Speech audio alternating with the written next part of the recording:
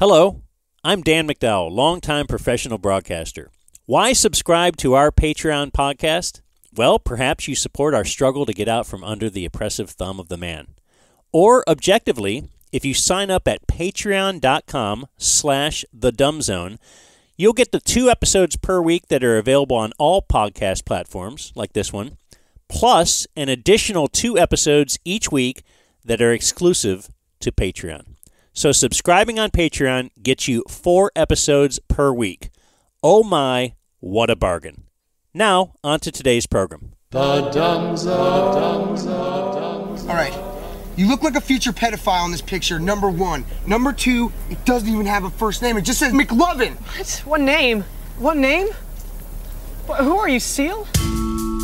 Alright, alright, alright, alright, alright. Alright, alright, alright, alright, alright. I never listen, I'm gonna listen. I wanna listen to the Dumb Zone. Yeah, that's right. Happy 61st birthday to Seal.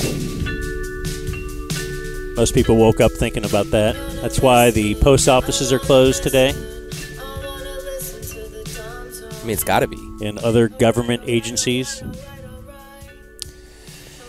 And that's why Jake's not here. Every year he takes Seal's birthday off.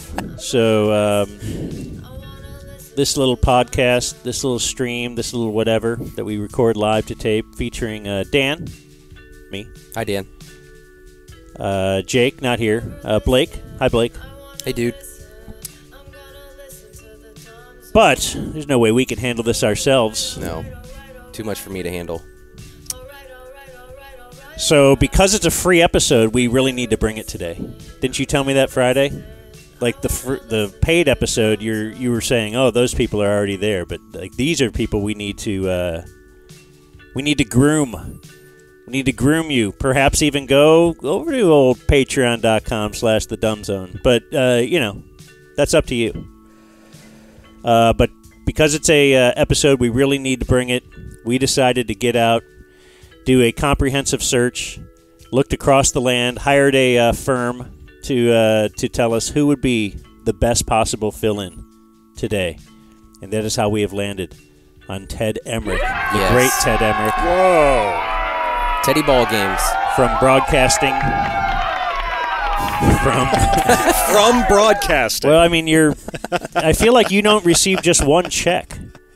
That is correct. Or one name on your check. One name. One name. Are you kind of like me? Now you're trying to find like all these different people that have paid you for the year? Yeah, you're give it all to your tax guy in just a box. You're rounding up your W-2s and 1099s. Yeah.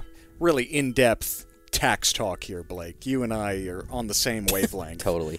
Dan's getting there. I'm now part of this You're part terrible of this world. beating that you live in. It's just, so I got to save this, and I got to know the. Yep. I got to mark the mileage we drove to Oklahoma. Yeah. Write it off. I got to mark. If I buy paper, we mark that. Like, okay, supplies. Yeah. Yep. Where is Jake, by the way? Is he on another stoner ski trip? I think he's in Mexico. We could actually call him. He has offered that.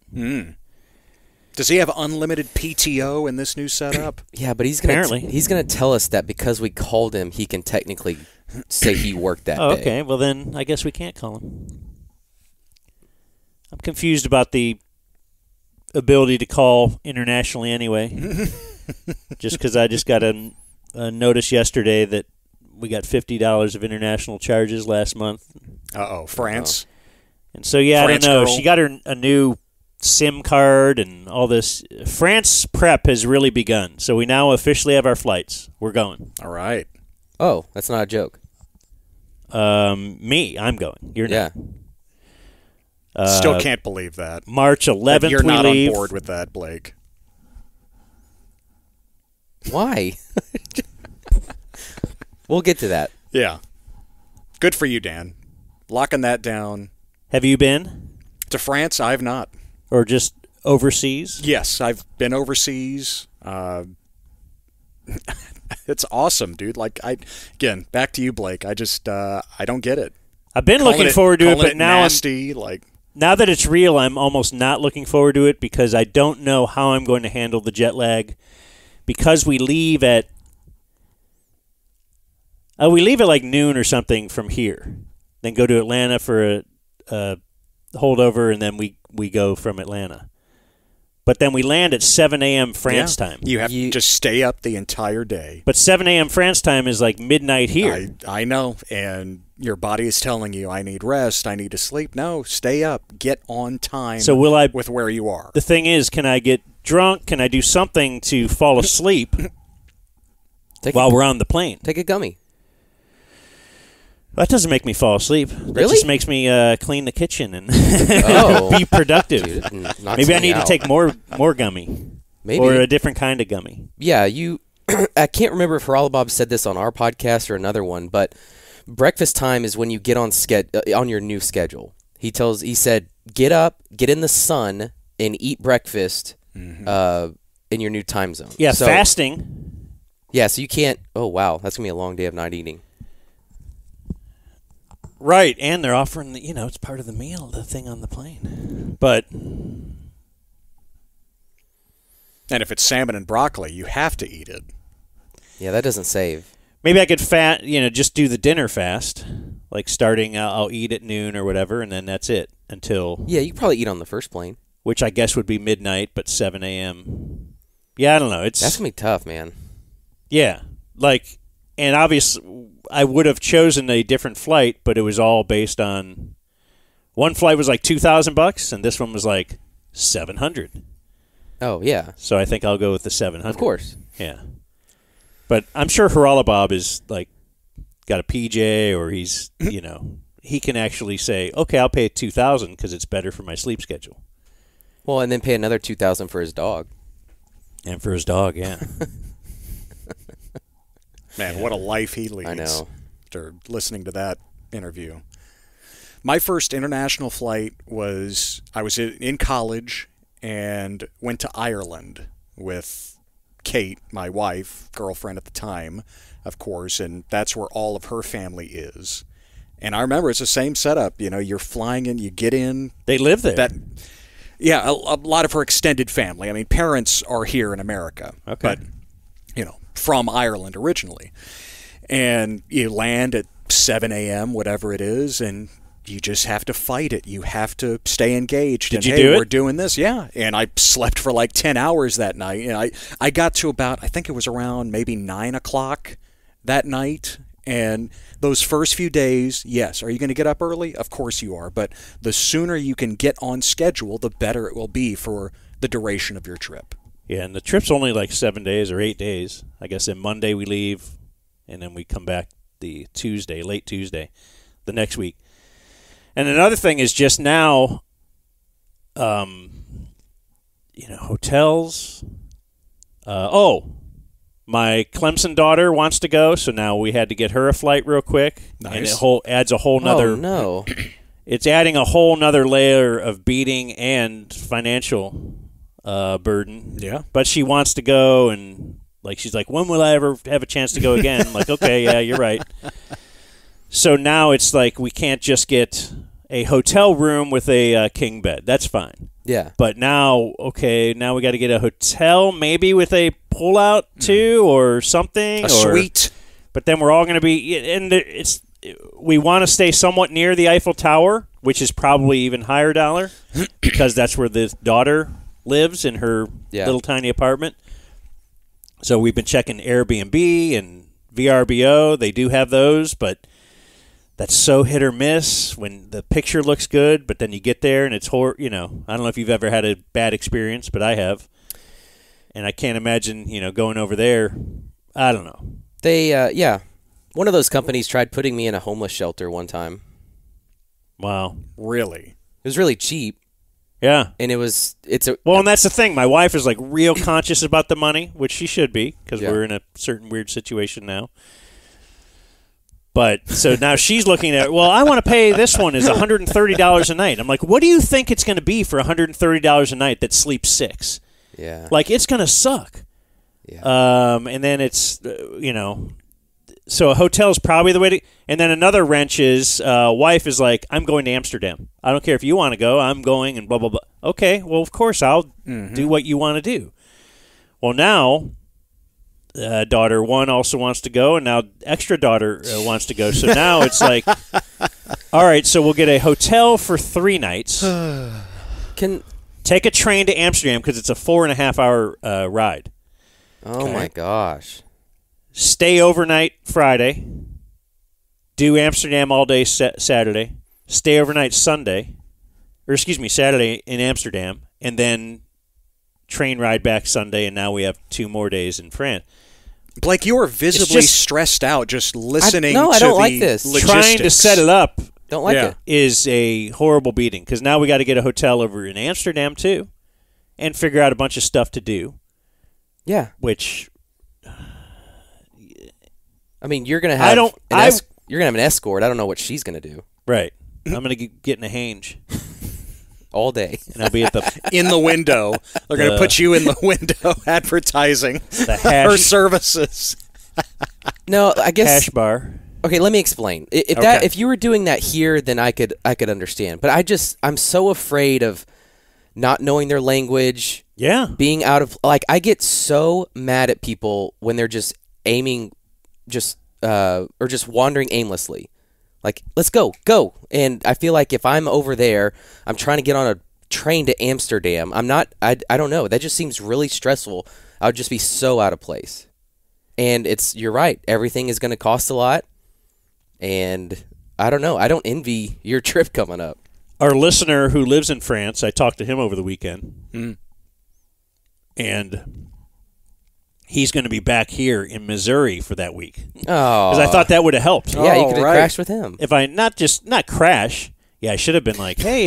Can I have your house? I'll take over your place. How much would you charge me? I'll pay instead of a Airbnb. Yeah. You should actually do that. Should I? Yes. Paying Dumb Zone merchandise? I don't think he lives anywhere near the Eiffel Tower, but yeah, but if that would probably be way better. Yeah. Can the other daughter just crash with the youngers? No, because it's a very small. Her apartment is very small. Like there's already 3 people in there, and it's a thing this size. And is she going to fly here to then fly to Atlanta, or meet you in Atlanta? No, she's going to meet us in France because she's just going to go straight. The cost for leaving and getting on our flight again. Jeez. It was $2,000 for that. It's still like $1,000. Her flight ends up being. But yeah, so now, it's all a very stressful weekend, and so if I slide into business talk, do we need sounder for business talk? Yeah, absolutely. Okay. It's business time. Because You're trying to say, let's get down to business. It's business time. It's business. This is for Blake to timestamp it. Oh yeah. So over the weekend, I was also trying to, I haven't got back to, remember I told you, I guarantee you I will get back to all the people who have asked for a 690 remote or 690 sit-in. Yeah. Or they've reached out and said they were interested in advertising. We do have someone that will be able to contact them now. Ooh.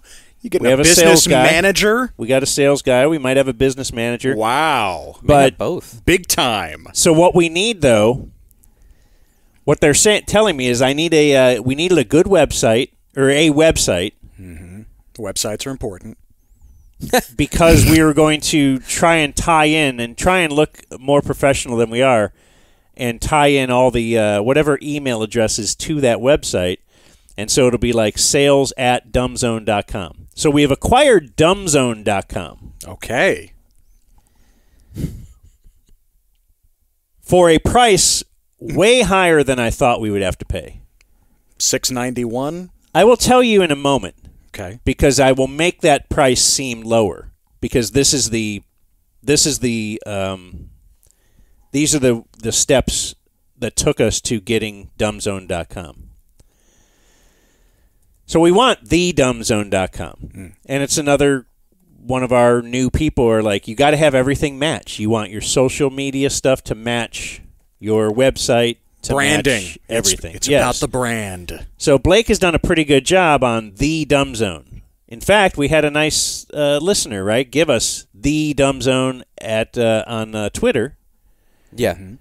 Because we used to have like Dumb Zone 69. Yes. So I think on most platforms you have the Dumb Zone. I'm not sure if it's Instagram. I think Instagram is the one that's a little different. Yeah, that's Dumb Zone 69. But so I think across the board we have the Dumb Zone. But for the Dumb Zone, it was taken.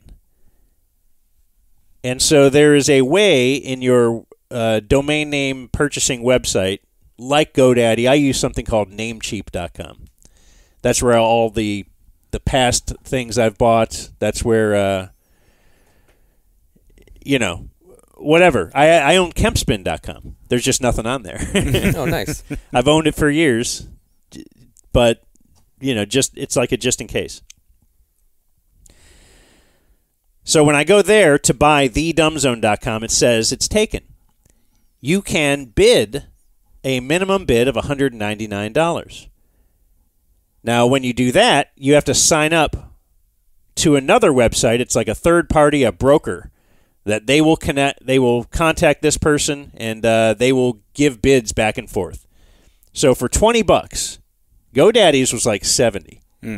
So on Namecheap, it was like for $20. Sign up for this, and we'll be your go-between. Namecheap probably doesn't have Danica Patrick, though, in some exclusive video on their site. Right. So I bid $200. I mean, why go nuts? Yeah.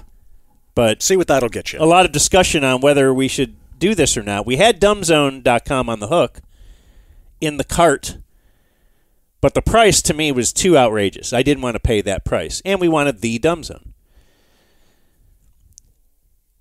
So that offer was rejected and countered. As you know, in the fantasy sports world, that happens a lot, right? Reject and counter. But that's good because if we're going to stick with fantasy, at least the owner is checking trades. Right. Not just... Right, because that's part of the $20 Yeah. you spend is like we may never be able to contact them. Yeah. It's just you're hoping that the $20 is good. So the counter was $75,000. Okay. That's a drastic jump. That's like you're trying No to trade way. for a tight end and he's wanting your entire team. So $75,000. Yeah, Christian McCaffrey, please. Oh my gosh. So I rejected that and countered. I figured, okay, this is just silly. But all right, let's play around a little bit. You countered again? I did $250.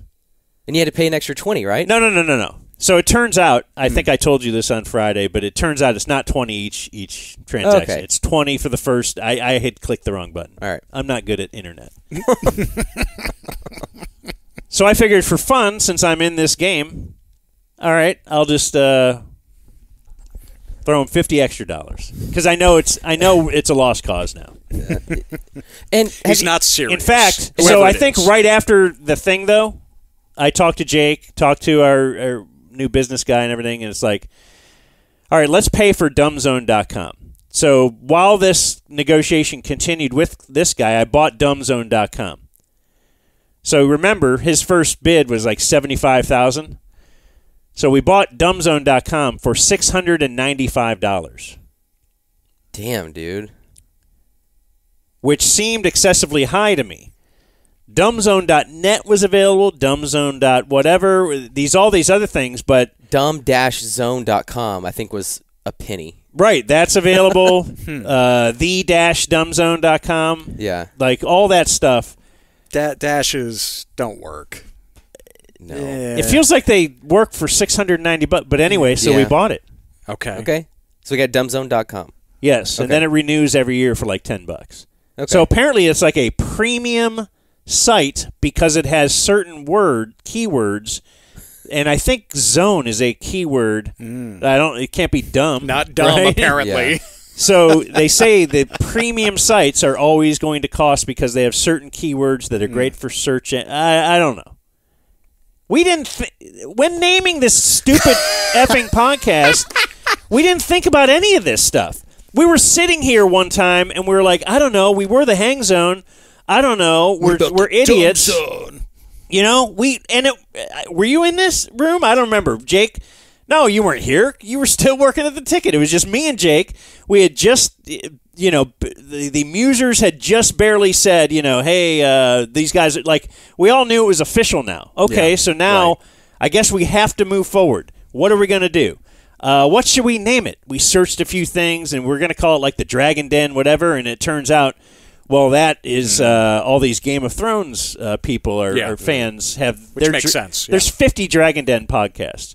So, yes, ended up with Dumb Zone. Didn't think, someday somebody's going to tell us we need to brand all these things the same and blah, blah, blah. So, yeah. Anyway. Needed to hire that brand manager on day one. So I countered with 200. Now back to this guy, because now I'm just playing. And have you said what the website directs to? What is it? Because I think that's a part of this. It directs to, like, nothing. It's nothing important. So when you pull up the dumbzone.com. Is it like Chew? Well, it wants to play me a video of two beavers. What? Promoting snuff. Okay. Yeah. But you would think, like, they have some sort of value in this website or something, but that's how basic it looks. There's a video, and it's just promoting snuff, and it's just really weird. Snuff? But this does not seem like a $75,000 website. No, it doesn't. Well, AdsCheaper.com is the banner up top. I went with $250. Okay. He comes back with $70,000. Oh, yeah. Okay. So he's going to meet you in the middle. I was throwing this back and forth with one of our great lawyers, Brunig, and he said, hey, you're doing good. 50. Yeah. You traded $50 for $5,000. Yeah. You know, you're on your way. Yeah. So then I think I just didn't do anything for like a day. The next day he comes back again with a $69,000. So now I think he's doing bits. Now, yes. So I countered with $420. Ooh, excellent. And I told him I liked his style because you could put a little direct message. You could put a direct message in there, and his were, at first, I mean, it was very choppy English, but it almost seemed like I'm faking the choppy English. Oh, so he was leaving comments for each one? Yes. And it would say, at first it was like, this is very valuable, or no way, dude. Or something. It was like, pay or else. Need money to feed cat. Shut up. Okay. Like he was doing bits. Okay. And you're certain it's a he. In my country, we love your president, Jill Biden. Jill Biden. Like he was just all these silly things. So I put, I like your style with the $69,000. I gave him $420. He, I think he went down to like whatever, $65,000, and then I gave him my final offer of $69 or $690. And yeah. So I have one of our business guys is like, you know what? I was able to find his whatever address. I don't know if this is him, but I think it's him. And then we can we can actually try calling him. Okay. We doing that now? You want to do it now? Yeah. Okay. It's time for a Dumb Zone interstitial. Gotta keep them separated. We called and we got voicemail. So that's what you can do in this recorded medium. Yeah. Pretty exciting, isn't it, Ted? Podcasts are amazing, Dan. Jeez. They really are. If he calls back. Yeah. He won't. Right? Like he thinks we're mad or something. I'm not mad, though. I'm very interested in this bit. Yeah. In just the fact that... You remember Gordon did this. Gordon Keith at the Ticket did this a long time ago when I worked with Bob. He bought badradio.com. And so for years we had or was it bobanddan.com? And we were using bobanddan.net. Did he just refuse to sell? Yes, for many, many years until I guess, he changed a lot over the last 5 years, and you weren't noticing it. And then he He's mellowed. He transferred it over to us at some point. But did you offer him money?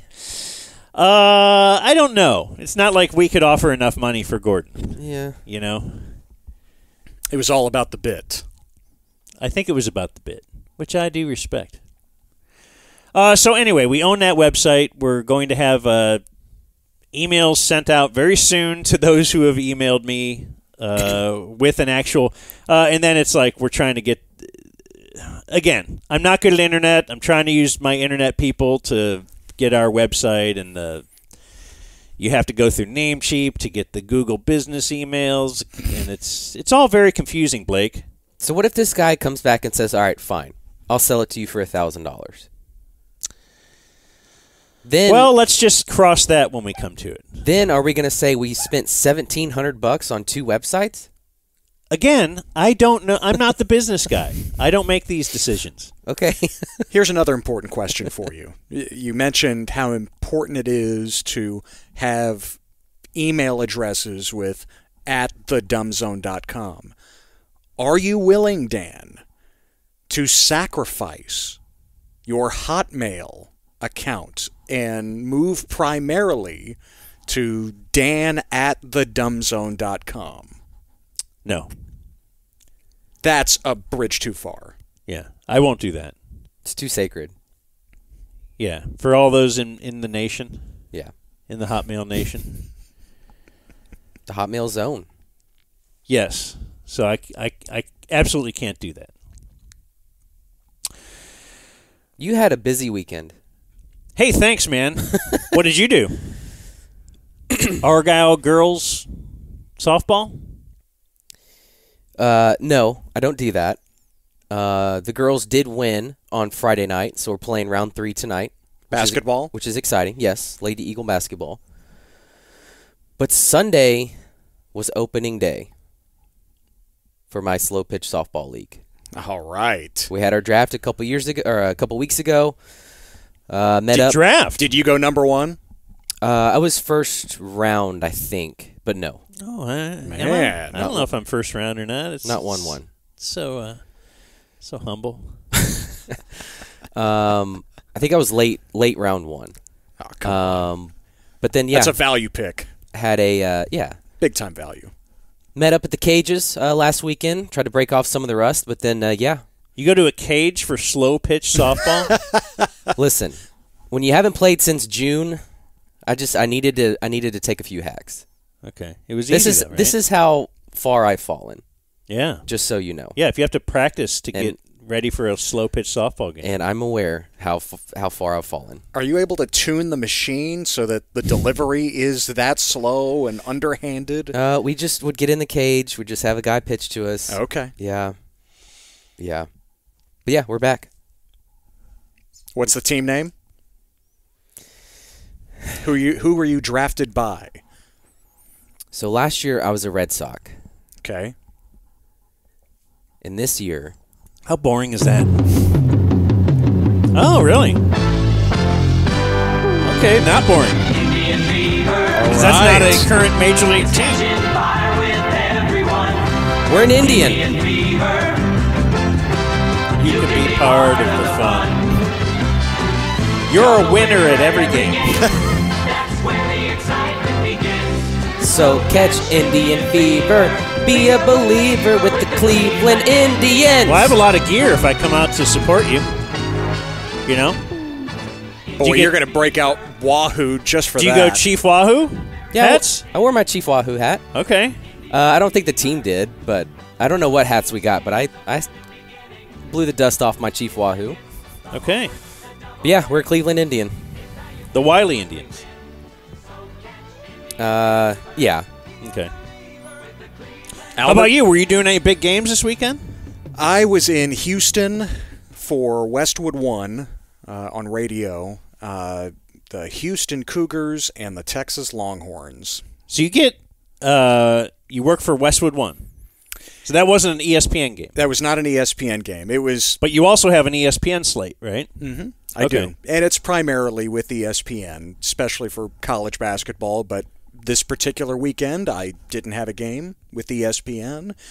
And I always try to how work far in Westwood One when I can. And how far in it worked advance out. do you get your ESPN schedule? Oh. And then how do you call Westwood One after that? Yeah, when you're freelancing like that, you're in touch with everyone. And Does he have the noisy headset? What? I just know we're going to get a lot of comments. Okay. Well, you can What? change it out if it is. What? Just See, when like I turn my head, is there maybe it's your sound? jacket. Okay. Well, what do you want me to do, Blake? I just know people will yell at me He wants you not to because move. of the noisy headset. Just don't Or do you move. want to interstitial and change it out? No, just keep going. Just stay right there. Don't move. I'm not asking for a lot. What was the question? I don't know. All right. Yeah, I do games mainly with ESPN. Have a contract with them. That's my first priority. And when it works, I had my schedule, weeks ahead of time. And Multi-year Westwood contract, or is it 1 year at a time? God, you want all the details. Yeah. I don't have an answer for you. Okay. Why do you want to be elusive about that? Jeez. Let's see. I'll tell you what I got. Nothing. But I used to have a... You want to know the rate? You want to know We used to have a everyone's- multi-year contract. When we first started at the ticket, it was a 1-year deal in 1999 because they had a guy named Rocco Pendola, and things blew up horribly, apparently, with him, not meshing with the current lineup of the ticket back then. Yep. Mike Reiner in particular, but I don't think anybody really got along with him. What time slot was he? Middays, Noon right? to 3. Yeah. Oh, really? Yeah. So Bob was working there already for about 6 months or so, and he was doing the night shift Yeah. by himself. And they hired me to pair up with Bob, and they put us in middays with a 1-year contract. And the next time around, we got a 2-year contract. I believe the next time around, another 2-year contract. And then there could have been one more in there or something, but then at some point we moved to like a 4-year deal, and then they would have an option, and they could exercise that, after 4 years Team or option. 3.5 years. They would just say, yes, we want you for that last year too. And then it got into 5-year deal territory, which was pretty cool. Which is why that's a lot of the, my nervousness now is like, well, I used to feel good about, hey, okay, I know we're going to have this or this for the next few years. Yeah, we can, yes, we can get our kid a car or whatever. And now it's like, oh, what's going to be next month? Yeah. But you're still not going to answer me, are you? I don't have a 5-year deal, Dan. Okay. I was going to say, he's acting like a 1-year employee. Producers, no contracts at the ticket, right? Or at least when you signed. They may have changed that up now. I'm not sure. Yeah. I know there's extra stipulations where I don't know if it's a contract, but there's certainly other factors to keep you there. But no, I did not have any of that. You didn't sign anything. No. You were just like, hey, we'll pay you this. And you're like, okay. Yeah. Okay. Which, in the long run, was great. Just because you could leave if you wanted? Yeah, I could leave whenever. However, being inside the building and not having that when everyone else did was not great. What do you mean? I don't know. It could just be like I'm naive, but I think you want to lock down your good employees to contracts, and you don't want them to leave. And so when I'm seeing everyone else up there get one and I don't, I'm like, oh, okay. I think when some new radio stations burst onto the market, they started, whenever somebody became a producer, they would then give them a contract. Although I'm pretty sure I know a couple guys from some of the other stations under that umbrella too who were signed as a producer, but it was after you. So at some point I think the company just said, we're now going to give producers contracts. So I don't think it was about you. Well, I'm going to make it about me. Okay. But you felt bad, even though it was a good deal you had. Oh, I had a sweet deal, yes, but I don't know. I'm like the ugly girl at the dance. Like, I want to be wanted. Yeah. Well, I'm glad that you weren't. But like I said, ended up being okay. All right, I have some sports. There's quite a bit of things happened over the weekend. I have some audio. And I'm going to start with All-Star. First of all, did you guys watch any All-Star stuff besides highlights? Not a single second. Like, who can? I turned on, let me tell you, like when I was in high school, I was obsessed with the Saturday night All-Star game package. It was a 3-point shootout, the dunk contest. Like I cared so much about that growing up. But then I tuned in on Saturday, and I see 3 Indiana Pacers trying to throw basketballs through hoops, like the skills challenge.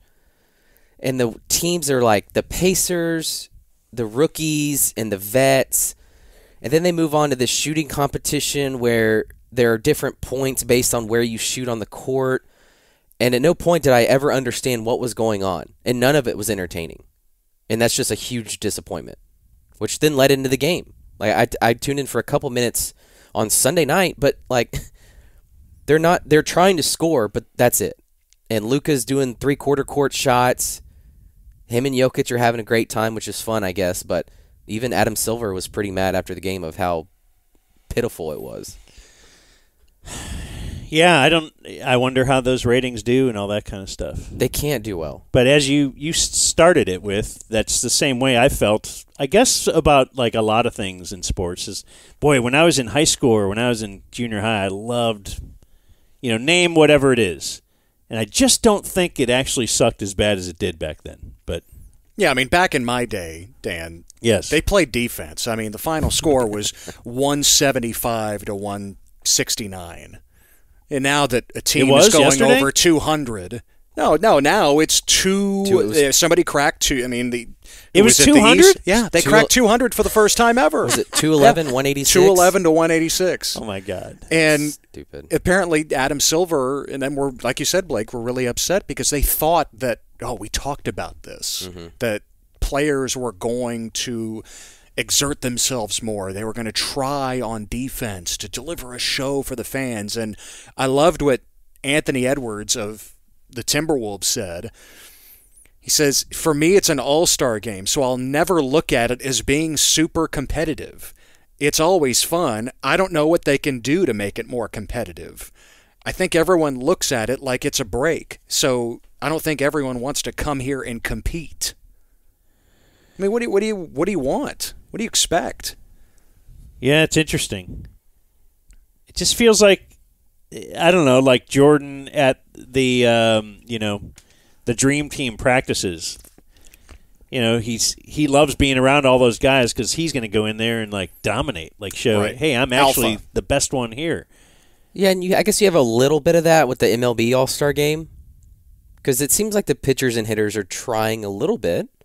Yeah, well, because if you're pitching, you don't want to just be lobbing the ball up there. Yeah, so I bet that's neat to get to see, an all-star pitcher and hitter. But why can't NBA players treat it like that? Hey, let me see if I can score on whoever. Micah was trying his hardest in the celebrity game. I'm really close to finding him annoying. Like he was trucking girls and everything. Yeah, he's a try-hard man. But he's like, whatever. If you're out here, and he won MVP. Yeah, he had 37 points. I mean, I even saw some stuff like, hey, if Luka wants to improve his MVP stock, he should try hard. Okay. But then you would have been the only one out there doing it. And so that's not going to, help you win any friends, all that kind of stuff. I think it was Luka that was a part of the meme because it said, Adam Silver, hey guys, let's try this year. And then the video of Luka shooting from 3/4 court and it hits like the shot clock. I mean, the NFL saw this, and what? Do we have the Pro Bowl anymore? No. We have flag football, and we have exhibition and challenges and all of that. I guess I can somewhat understand injury. Of course, but I think the players view it the same way in the NBA, just that possibility of injury. Did you like the court? Or is it Idiocracy? It's a little extra. It's all lit up. It's a little extra, but that's where we're moving. I guess you're right. To go back to your original point, maybe we just need to ask some high schoolers, what did you think of it? Because if they think it's awesome, then it's a generational problem. I don't think your daughter's watched. That's a good point. I'm going to go hang out at the local high school after the show here. So LeBron spoke before the game, and I thought you'd like to hear a little LeBron audio because it's amusing in certain ways. I think you can lean back if you want to, but you were rocking. I think that's okay. You haven't moved. You've done great. Thank you. But we're going to change that out during the break. I want you to be somewhat comfortable. You're really producing me here. It's just been an absolute honor to be able to grace the floor, throughout my career, and be out there with the greatest players in the world, So a year in, a year out. So this is very humbling, very, very blessed, and it's something obviously I will never forget, obviously, part of my journey. The humble all-star LeBron James. That's where we start. As he is just a humble guy. They were asking him who, as you kind of took the torch from Jordan as the face of the NBA, they were talking to him about who he sees as the next face of the NBA. I don't know, because when I came into the league, I didn't look at myself as the face of anything. I didn't look at myself as the next Michael or the successor to Michael. When I came into the league, the first thing I thought about was that I have to start over now. I had built my rep in high school from my freshman year to my senior year, from being a 14-year-old freshman that was 6'2", 180 pounds, and I was like, okay, well, how can I make a name for myself at St. Vincent St. Mary all the way to my senior year where I was the number one player in the country. And that's the same thing I did when I got drafted. I did not come in with the mindset that I was the number one player in the country still. I came in with the mindset that I got to start over, and I'm just one of 450 guys. I think that's what allowed me to kind of just build and build and build. I didn't think about being the face of the league. I knew I was being put in a position that was, being the face of a franchise, an NBA franchise at 18 years old was very stressful, and, I knew the odds were stacked up against me, and a lot of people wanted to see me fail, and I just kind of used that as, motivation. And no one believed in LeBron. Wait, at the very beginning he said, I never felt like the face of anything, and then he admits at the end, as an 18-year-old kid, as the face of the franchise. Right, so I was the face of one of 30 NBA teams. Jeez. His face was on Sports Illustrated at 17, whenever it was. Yeah, but when I was... the number one ranked player in the country, the 1-1 draft pick as a high school kid, I didn't consider myself as anything but just one of the guys. Just one of the guys. One of the guys who I believe has the chosen one tattooed on somewhere on his body, doesn't he? Yes. The guy who puts the invisible crown on his head in celebration. At times. The king. And that's he's earned that, right? Fine. But you know this, Dan, when you guys were talking about Micah Parsons on his podcast at the end of the season, players try to dream up this adversity, even if there's none that's facing them. Nobody believes in us. Everybody doubts us. They're trying to create their own fuel. We are the ones who people don't believe in. Right here. Yeah.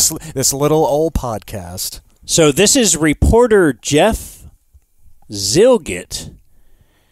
And somehow Jeff Zilgett inspires profanity from LeBron. Jeff, last question, back left. Jeff Zilgett, USA Today. LeBron, when you sometimes react on social media when a guy scores 70 points, and it's happened a few times. Let me just fast forward. It's a pretty long question, but he asked him about LeBron. Somebody scoring lots of points, and LeBron. what do you think about that? No. The way the game is played today, and what circumstances that going to happen? First of all, it's fucking great to see you. What? It's so great to see you. Yeah, you know the Jeff, story here, right? Love this. And the fact that you got the last question is even greater. You tried to hide in the back I love that as well. Love you, man. Wow, it's great to see you. To your question, the league is so much scoring in this league. Yeah, so Jeff Zillgitt, longtime NBA reporter, like you said, with USA Today. He's battled cancer and had surgery, I believe, recently. And so as a result, I know LeBron's dropping an F-bomb on you, but it's been praised as a heartwarming moment that LeBron would recognize that. I mean, obviously, this is a guy who's covered LeBron, again, as a national reporter, NBA reporter. Yeah, so for years he's seen the guy, knew he got cancer, reached out on social media to, some might say, to bring a little more attention to LeBron. I would not say that. Of course he wouldn't. But, people are talking. And okay, and then this is if anything went viral from this press conference, I would say it's something in this last cut. So, same guy. You already heard that he got the last question, but he's going to tack on a little more. LeBron, I'll use the opportunity for a bonus question. Assuming you're... Of course you get a bonus question. You just don't have to ask that, of course. Assuming... See, I guess the silver lining of getting cancer. Better access. You get to ask a bonus question to LeBron. You get to meet Kevin James. Of course. Assuming that you're closer to the end of your career than the beginning of your career. I am. I promise you. Have you mapped out what that looks like to you in terms of how many more seasons, and then, does it end with the team you're playing for right now? I have not mapped out how many seasons I have left. I know it's not that many. I also don't know if I will.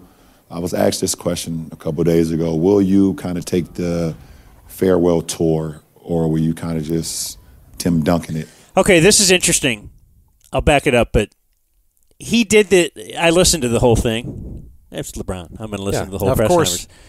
He does this, though, throughout. He has things he wants to say. And he will say, he'll just start answering a question that nobody asked him. But he'll say, I've been asked, and I think even in the 70-point thing, I've been asked, could somebody score 100? And he'll just, hey, you didn't ask for this opinion, but I have this opinion, and I want to put this out there. And he ended a press conference a couple years ago with, you're not going to ask me about the Jerry thing? Right. Like he was just waiting on someone to ask him about it. Yeah, picture that surfaced. Yeah, you're right.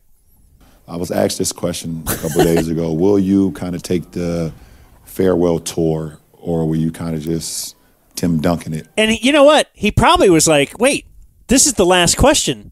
Just like you're saying. It was the last of a press conference, so it's the last question of a press conference. So, yeah, sorry. I was asked this question a couple of days ago. Will you kind of take the farewell tour, or will you kind of just Tim Duncan it? I'm 50-50. I'm going to be honest, because there's times where I feel like I guess I owe it to... Now, he also there, if you noticed, kind of paused for laughter. He's trying to hit the beat. He thought that Tim Duncan line was really good. Farewell tour, or will you kind of just Tim Duncan it? Looks around. I'm 50-50. I'm going to be honest, because there's times where I feel like I guess I owe it to my fans that's been along this journey with me for 2 decades plus, to be able to give them that moment, whereas every city and whatever the case may be, and, they give you your flowers or whatever the case may be, and that seems cool. But the other side of, I've never been that great with accepting praise. It's a weird feeling for me. Wow. I owe it to the... You know what? I don't know if I'll do it. But I want the fans to have something. Yeah. It's not for me. It's not for the gift you'll give me. No. I want the fans to be able to give me that gift.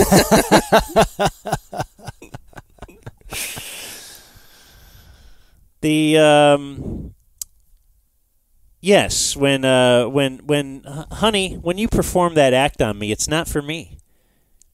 I'm It's giving for you the opportunity. You are able to make me feel good.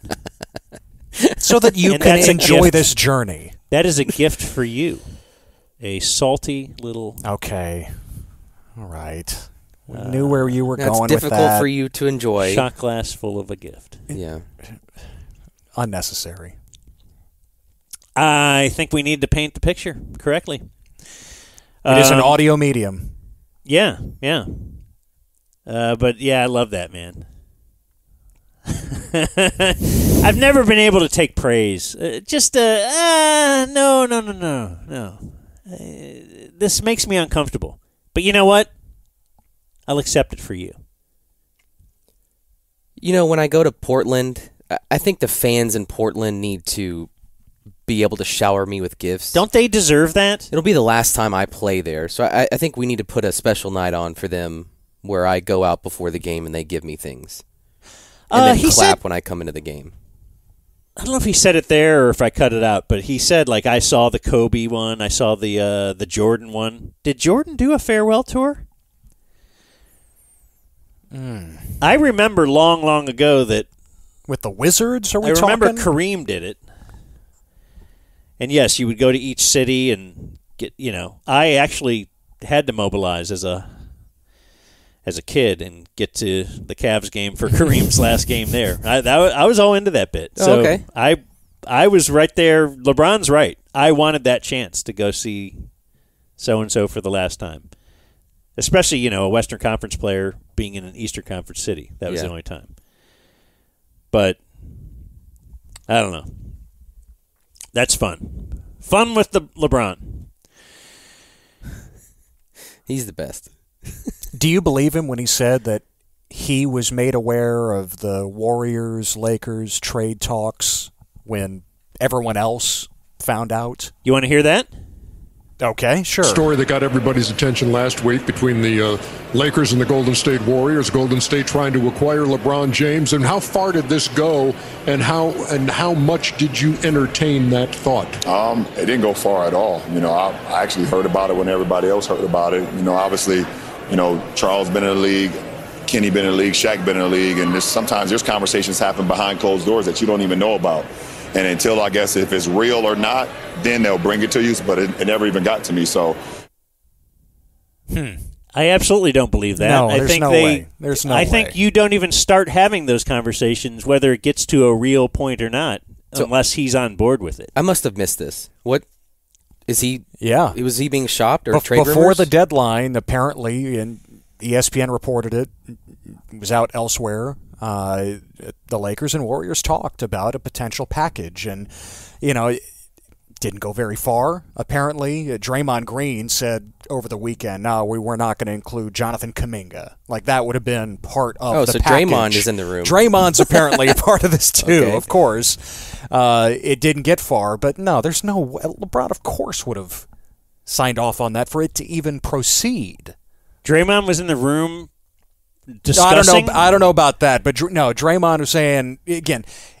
We saw his appearance. What was it on? I saw the clip on social media today. He was on the alternate broadcast, right, on True TV with Taylor Rooks and I forgot who else. With Barkley as well. I don't know if he said it there or in just some media session, but his point was, we weren't giving up Kuminga. I think Draymond's good. I love him on the broadcast. Like he's obviously going to be around for 20 years, right? Yeah. Like it feels like he's going to fit right in. Yeah, he'll slide right in. Like he's a Barkley, Shaq. Yeah, just entertaining. I'm not sure how much he was a part of the presentation this year, but last year he was at the desk, and I thought he filled in really nice. He's a personality, man. Yeah. All right. Well, let me slide into a different sports topic, but similar, which is more audio. And now we switch to Micah Parsons. Because Micah Parsons was on Screamin' A. Smith's podcast this weekend. I guess he had Stephen A. on last week. Then, of course, the All-Star Celebrity Game where he crossed him over or something. Stephen A. Apparently that was real. I had someone tell me Friday, hey, did you see Micah Parsons sent Stephen A to the hospital? Did they actually go to the hospital? Well, that's what I was told. And then, of course, I'm like, oh, what happened? And it just felt very elementary school playground. He shook him so bad he broke his ankles. And I said, no way. But apparently, they talked about it at the beginning of the podcast. I thought I saw a clip where he fell down. So I guess that was it. Anyway. Stephen A can shoot a basketball pretty well. Really? They showed him shooting around, and it was very shocking. Yeah. For what it's useless information, but I'm just saying. Yeah, you wouldn't expect it. So he did a lot of cowboy talk, though, as he will. And, all of this stuff is very interesting. We heard him talking with Jordan Love. We heard DeMarcus Lawrence talking about the Cowboy loss.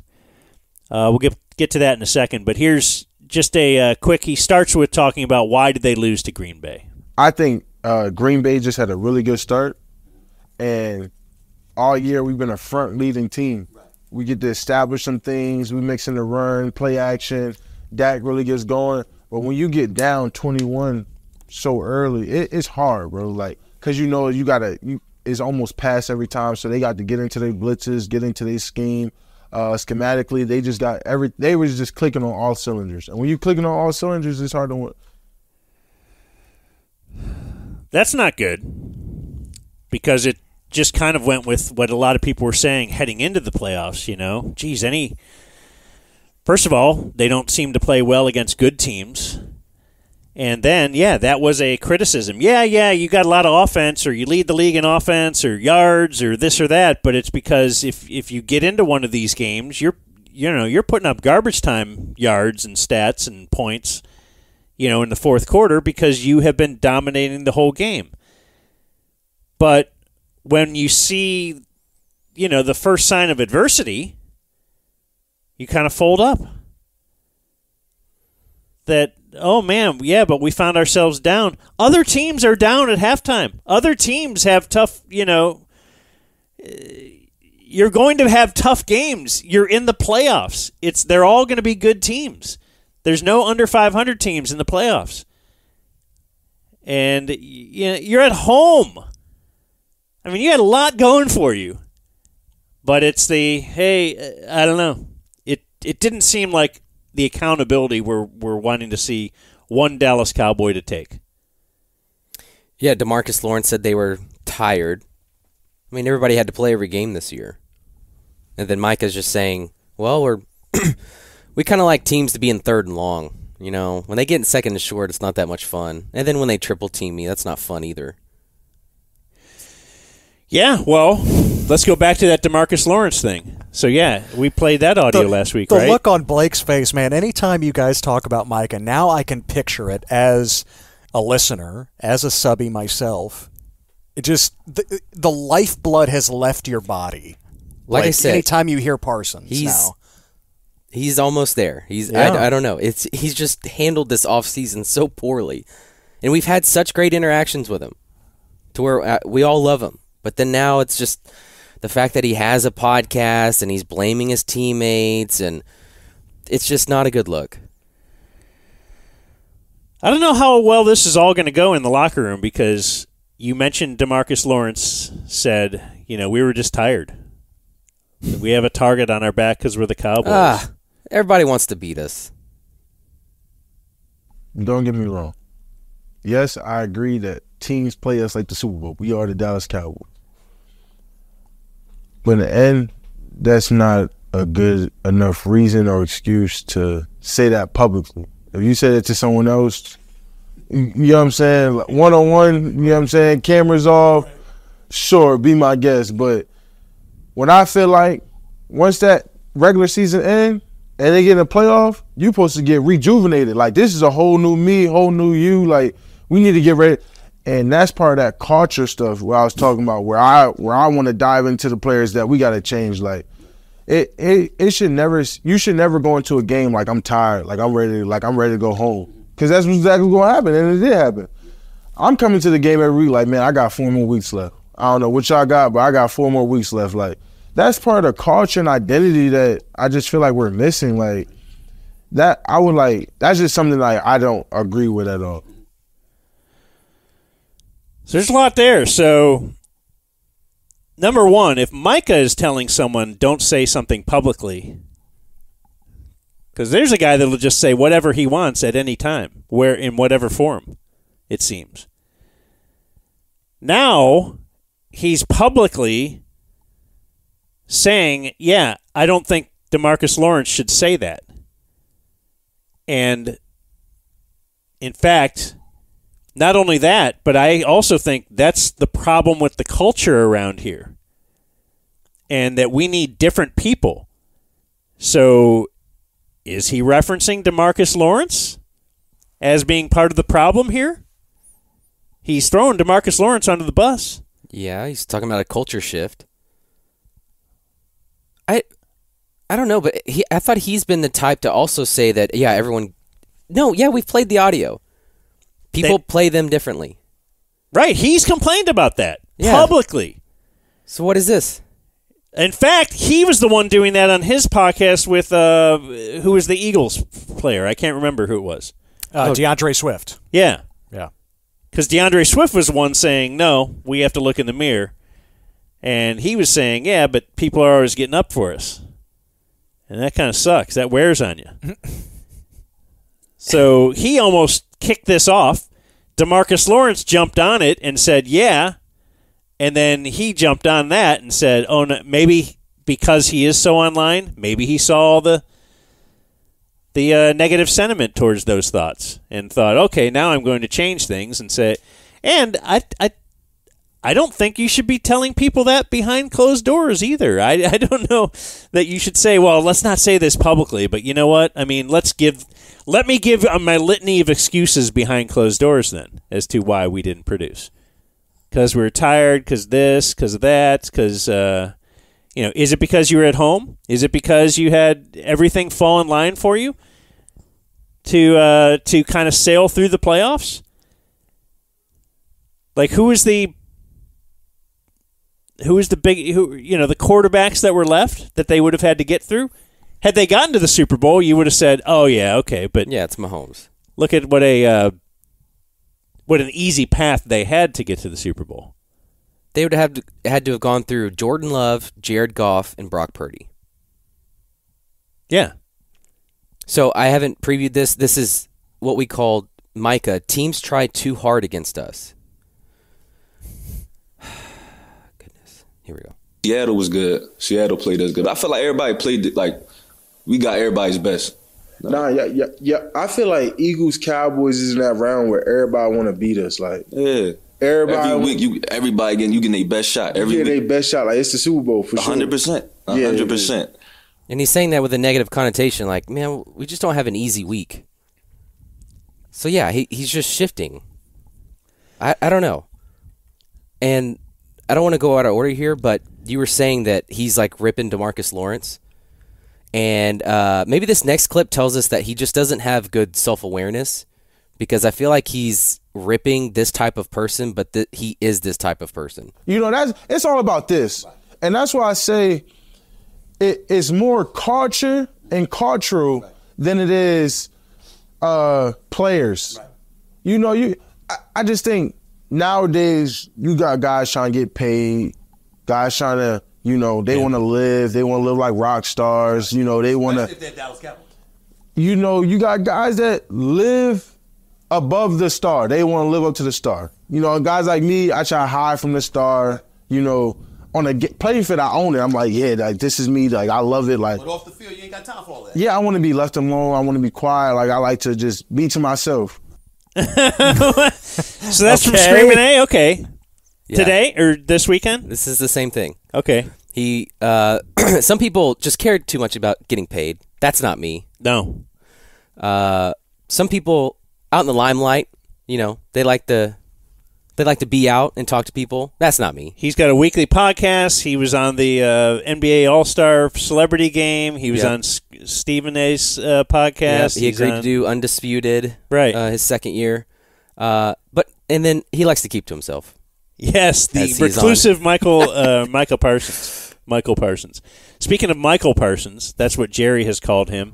And he's just talking about interacting with Jerry after the season. Yeah, so that's what I like about Jay, and which I was dope. I think Jay's one of the best GM like owners We're going that Jay. I've been around, and not even just I've been around because I've only been on one team, but from what I've heard from other NBA and NFL players, and it's just like this. In Super Bowl, Jerry sees me walking out the win. Jerry was at the win. He said, "Hey, you going to the Super Bowl?"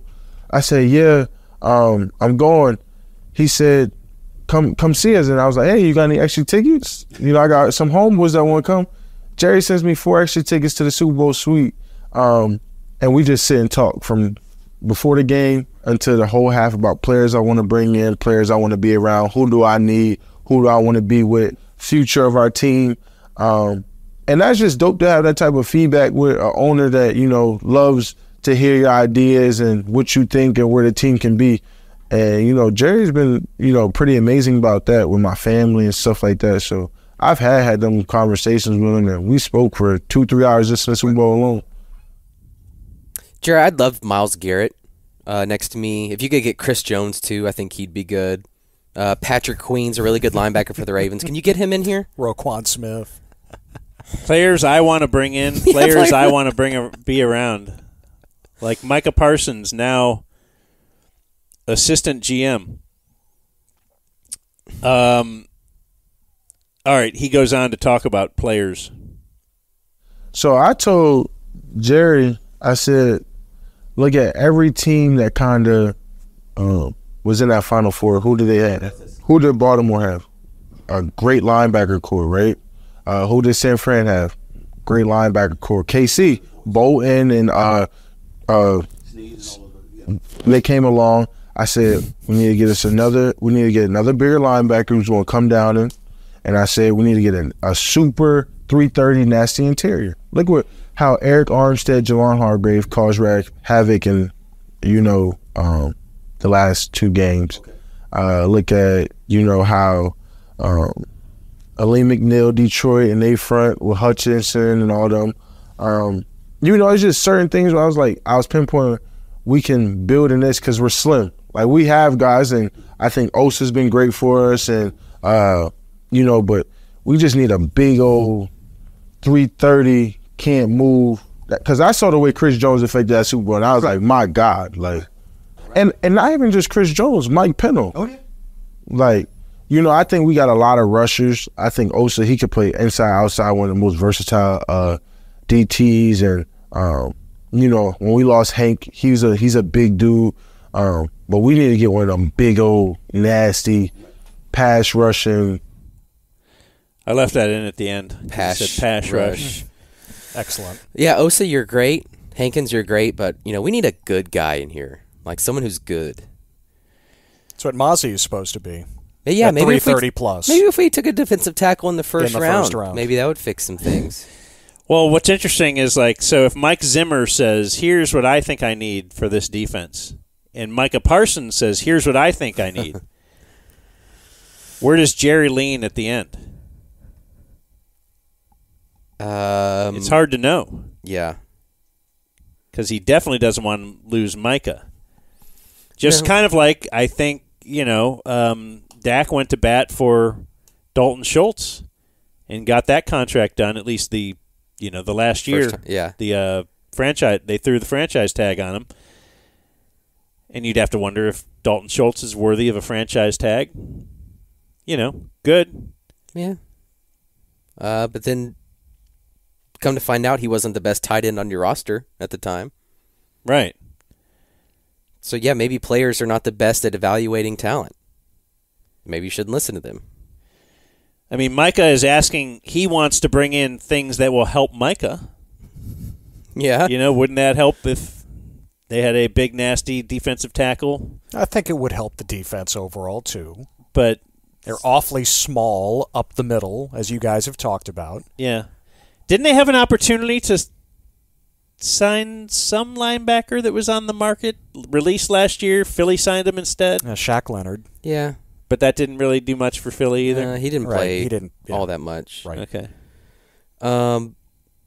Yeah, I would just say like the nasty 330 he's talking about is probably a handful of guys in the league. It's not exactly easy to get one of them. But yeah, I don't know. It's that the weird part of that is like Hankins is probably 330. Osa's those two guys played the same position. But he's just saying, "Yeah, we kind of need someone better." Yeah. Okay, I see a couple cuts you put in that I haven't listened to. I heard them arguing about Dak. If this is them just arguing back and forth, I actually don't want to hear it. No, but I did think I did enjoy listening to that more than I probably should have, just because on Micah's podcast and when Micah's talking to players around the league, nobody checks him. It's always just Micah spouting off. But I did enjoy the fact that Stephen A. would be like, "You really think Dak should have won MVP?" And would at least have some sort of... No, I don't. Oh, okay. It's annoying, but at least it just wasn't Micah just going off for a minute and, yeah, Micah, all you say is right. I did enjoy that someone was actually be able to just check him a little bit. I will play the last cut for you because Micah says he doesn't care about getting paid, but we have proof that he does care a lot. That's the first thing he notices about other guys. Oh, their contract year. They're about to get paid. He's always mentioning that. And so to end the episode, Stephen A. says, "Hey, your extension's coming up," and I thought his answer was pretty interesting. Dallas got to pay Micah Parsons in a lot of people's eyes. I brought this up early, but I'm going to end by asking you this. No matter what the circumstances, no matter what the situation is, you are absolutely, positively sure, under no circumstances do you want to play in your career for another NFL team. Yeah, I retired before I go somewhere else. You retire before you go somewhere. Even if Jerry Jones and Stephen Jones try to get you at a discount? I mean, I know there's no state income tax in the state of Texas, but damn it, money matters. You good with that? I mean, I don't think like I don't really look at it like as a discount. You earn what you get as a league. Like, it's up to me to maximize how much I get. I don't. I set the bar. That's the difference between a lot of cats. A lot of cats put in B work but want A results. A lot of cats put in C work but want... And that's why I say there's tiers in this league. You got guys who consistently do it and say, "I'm this because I deserve this." Then you got guys who get this and then they go back to their original results because they're satisfied. I'll never be satisfied. All right, I'm not sure what to make of all of that. I feel like he's trying to say the right thing, and then once he thinks about it, he's like, "Oh, wait, it's a discount." I'll retire. Well, what if they offer you significantly less? Well, let me put it like this. Yeah, he did walk it back a little bit. But he's saying the right things, but I don't think he means it. I mean, he wants that to be the headline. Micah Parsons says he will retire before putting on another uniform. Okay? And I'm sure at one point Emmitt Smith said that, and DeMarcus Ware said that, and countless others who wanted the storybook of only being a Dallas Cowboy. But yeah, once business starts getting to be business, I thought we would never speak into a different microphone than one owned by the Ticket in Dallas. I would have absolutely guaranteed that. But two sides have to be able to say that. And now the Cowboys also have to, but I've played well enough to be the highest paid defensive end in the league. Yeah, but, you're a Cowboy, and you know how the Cowboys always do these negotiations. They did it with Dak. They often lose in the end, but they do you're a Cowboy, so you can make up the money. If you were a great edge rusher who played for Jacksonville, you would not get nearly the endorsements you're going to get as being a great edge rusher playing for the Cowboys. So we can only split up this pie so many ways, so we got it, do you want good players around you? I thought you wanted us to get a big linebacker and a big defensive tackle. Well, we can't do that if you want all the money also. They can, but they're going to, you know how they play it. And then you said you'd retire, so... This is our deal. Yeah, I mean, you started negotiations in public. Yeah. So, yeah. It's silly. But I suppose that's what the NFL offseason is. He needs to take a break. We need to not hear from him for a good couple months. We've gotten a lot of Micah. Like, there was, the 2-week break after the game where we didn't hear from him. And then I feel like we hear from him every third or fourth day. So why don't you just sit out the next couple plays, and then we'll just hear from you whenever the Cowboys draft whoever, and you can give your opinion then. You'll probably host the Bleacher Report draft show just like you did last year for some reason. But just chill out. Please. Micah needs a break. And so do we. How do you like that? So you got to go deep here. Not much else that you can do. Here's the snap. Point stays in on coverage. Watson hit from behind. The ball is loose. That's going to end the game. Zeros across the clock. Argyle wins 26-22. Not deserved. Sorry. Not deserved. You didn't deserve that one. Oh, boy. When the officials give you that one at the end there, that's tough.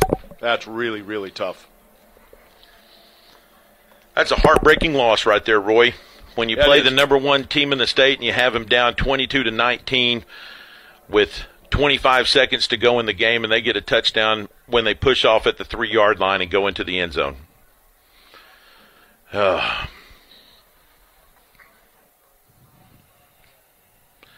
Salina played their guts out, Roy. They did. You know what? They did. They have a lot to be proud of. This team, no one gave them any chance, even in the first week.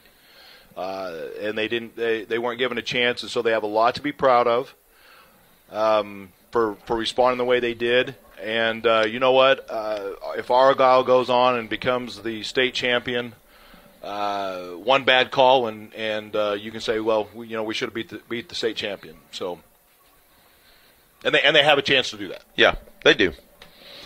Roy, I want to thank our sponsors. Also, let you know President Bush passed away. Oh, darn it. President Bush 41 passes away. So just want to let you know that as well. Prayers to his family and to the country for a great man who served his country well.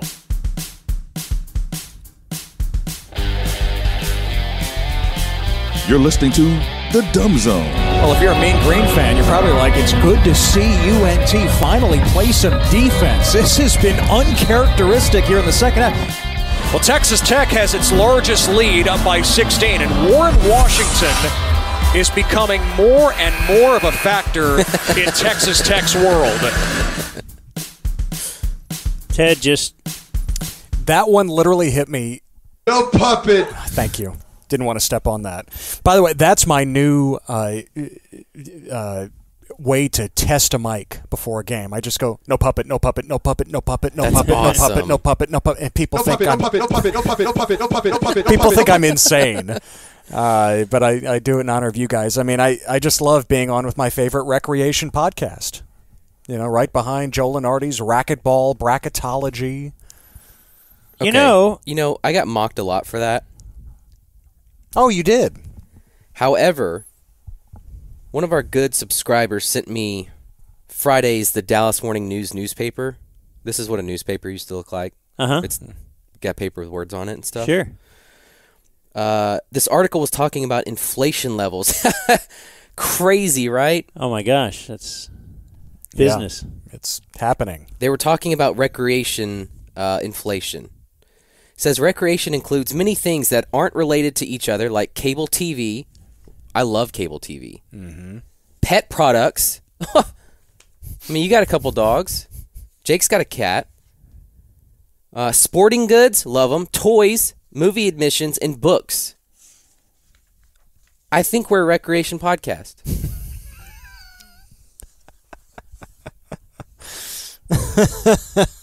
The letter of the law from Blake Jones. Hey everybody, it's time to answer some of today's viewer mail.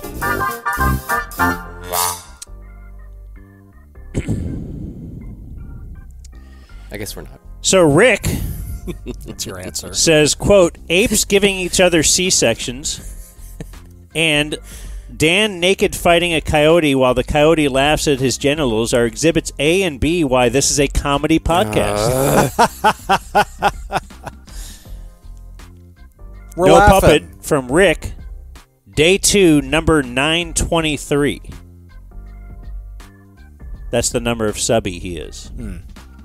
I put my email into that deal. I turns out I'm a day 3 subby. Sorry to disappoint you in that way, but I had to see if it was for real. I had to see if you could get it off the ground.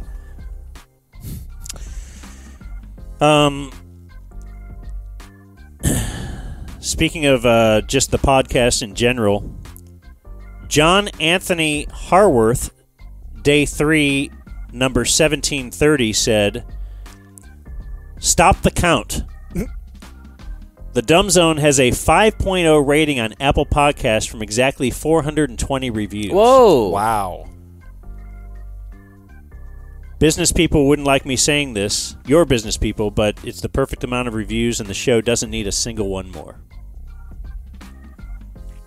I updated number as we sit here at 1:55 on this President's Day. Happy President's Day. Happy President's Day to you, Dan and Blake. Central Time. 421 ratings and reviews. So somewhere between this morning and now. One guy put it. Or girl. Yeah. Or whatever they want to identify as. We take them all. Got something from Carlos, who said he's from something called podstatus.com. Sounds He says, important. your podcast, The Dumb Zone, has a good performance on Apple Podcast rankings the last 30 days. And they say particularly Slovenia. We are number 8 in the sports category in Slovenia. Whoa. In the last month. Because we had Iztalk on? Gotta be the Iztalk factor. Number 13 in the sports category in the U.S. Number 116 in the sports category in Norway. In the all podcast category, number 135 in Slovenia and 198 in the U.S. For whatever all that means. You've got the green arrow pointing up next to your name. That's what all of that means. Was he trying to sell us something, or just wanted to let us know how we're doing? Probably the whole podcast. It's the same email that you have all the analytics stuff in, so it's like they must know. Oh, okay. They sell their email list, right? Like whatever the site is that you use to push it out to all the different podcasts, it's the same email address as that. I don't think, I got this email regarding Friday's show. Says, Dan, you started on 2 different stories about Bassick that sounded interesting, but then you got sidetracked on both. You're about to tell the story of how you met when he was a New York Met in the Rangers clubhouse, and then about how obsessed with the Mavericks he was. From Dan, who is hour 1, number 41. Wow. Subby. Dirk. He's the Dirk subby. I do kind of remember that, and I don't remember what we were getting off on, though, or what got us off track. Well, let's start with the first one. You met Bassick as a Met, right? And you were telling Jared that you and Bob used to go into other teams' locker rooms just to mess around, and that people don't really do that anymore. That's right. So we would have like a quiz, whatever, just as the basis for how can we get to talking to you for a few minutes, and then if that quiz veered us off into other directions, that's what we would hope would happen. And the one with Bassick certainly did, because he was the first guy in my life of being in a major league clubhouse where the person I was approaching was very excited to meet me. Because he's from DFW, of course. Okay. And was a big ticket listener. And yes, he's on the New York Mets. I don't remember if he was in their starting rotation. This is pretty early in his career. But he was so fired up, and he's like, oh, I'm just a huge Mavs fan, and blah, blah, blah, and I love you guys, and this and that, and we did the quiz with him, you know? And so that's really it from there. I became friends with him or maybe exchanged phone numbers. It's always weird to try to exchange phone numbers with somebody and they won't. I don't know if I ever told you, I once met Odeby McDowell. And he also was like a guy who knew me from the ticket. And I'm like, yeah, I knew you from when I was a little kid. You know, you got traded to the Indians. He's former Olympic center fielder. He was the Rangers' first-round draft pick in some year in the 80s. Drafted by the Rangers, was their center fielder. Traded to the Indians, I think in the Julio Franco trade. Pete O'Brien and Odeby McDowell and some other stuff. Jerry Brown, the second baseman, was sent to Cleveland. Julio Franco was sent to Texas. As Julio Franco, there was concern about Julio Franco being on roids and the crowd he was hanging out with, as I recall, as an Indians fan. And I thought, yeah, his career will probably be over pretty soon after this trade, and I think he went another 20 years. Right. Yeah. Like he played forever. So Odeby McDowell said, no, I'm not giving you my phone number. Yeah, I was just we had a great conversation for like 5 or 10 minutes, and then it's like, hey, can I get your phone number? And he's like, oh, you could ask John Blake for it, or he'll hook me up. Ooh. Like, because I thought, we'd get you on, have you on the show sometime. And on the flip side of the coin, you couldn't get Mel Hall to stop talking to you. That's right. Well, until the government took his phone. Until he got his phone. He had phone taken away from him. Yeah, he's got a burner now. You know who Mel Hall is? No. He's a former Indians outfielder as well. Famously acquired in the Rick Sutcliffe trade of 1984. Rick Sutcliffe was traded just before the trade deadline, so it's nearly mid-season. And, maybe it was well before the trade deadline. But he would go on to win the Cy Young in the National League, going 16-1 for the Cubs that year. So that's a little fun fact you can use to impress the ladies. Yeah, man, I'm going to drop that in. But he was one of the they traded. Joe Carter was the gem in the deal. Joe Carter traded to the Indians. Mel Hall was one of the other guys. So he was an outfielder, a major league outfielder. He ended up moving to DFW after his playing days were over. He was a pretty colorful character. His bit was he would have 3 batting gloves that were layered over each other. So one batting glove, but then another one about a ½ inch, and then another one another ½ inch. And he would have them hanging out of each one of his back pockets. So he had 6 batting gloves total, and he said it was so I could wave to people as I jogged around the bases after hitting a home run. Wow. So somehow I got word that he lived in DFW when I first started working here in the very early 2000s. And we ended up getting him on the show, discovering that he was a fellow adult male men's league baseball player. And he wasn't in the same league I was in, but the league he was in, he was great. He was just bombing home runs left and right because he's a former major league player. He was the Blake of that league. So we had we called it the Mel Hall Home Run Challenge, where we had some listeners come out. Me, Bob, Mel Hall took some swings over at Rivershawn Park across the street from the old ticket studios. Oh, yeah. And yeah, Mel Hall wowed the crowd by hitting some into the trees, and it was a good time was had by all. And we ended up having him in studio again at some point. And yeah, one of the big memories I have was being in the parking lot and him talking to me and me thinking, I wonder if like 12-year-old me would be very disappointed to know that I just want Mel Hall to leave. And then he would call Rick Arnett, back then was our producer. He would call him asking him for free tickets for this or that. He would use memorabilia as trade, like, oh, I can give you a bat. If you can get me Cowboy tickets for this weekend, I'll give you a used bat, a game-used bat. Fair trade. I might even have a Mel Hall bat somewhere around here. Well, why did our relationship end with Mel Hall? As he was arrested for, I believe, oh no, some kind of an underage relationship situation, like with his girlfriend's daughter. Like he lived at... Anyway, if you search Mel Hall, yes, he is in prison. And has been for... June 17, 2009, Mel Hall was sentenced to 45 years in prison after being found guilty of 2 counts of sexual assault against minors. Yeah. Wow.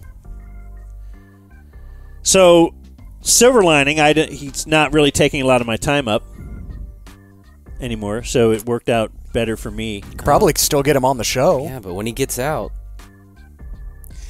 And as far as if we are to refer to, going back... Ooh, what am I doing here?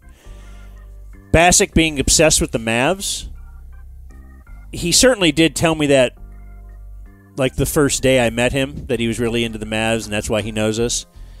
Well, the story was that when he was a relief pitcher with the Washington Nationals, where he would eventually give up the home run that allowed Barry Bonds to pass Babe Ruth on the all-time...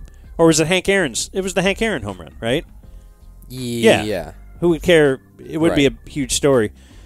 I actually talked to him like the day before and told him, you got to just serve one up, man. You got to do it. And he's like, no, I can't do that. And then Bassick at that point was... And Barry Bonds was hitting home runs off everybody. Yeah. But I hope he did kind of serve it up. Looks like he did. Just because it was like right down the middle. Of course. Yeah. Yeah, why wouldn't you want to be a part of history? Yeah, it was 7:56. Yeah, it was breaking Hank Aaron's record. But the story was that his manager knew how Mavs obsessed he was. And I don't remember which year it was, but the Mavs were in the playoffs making a nice run.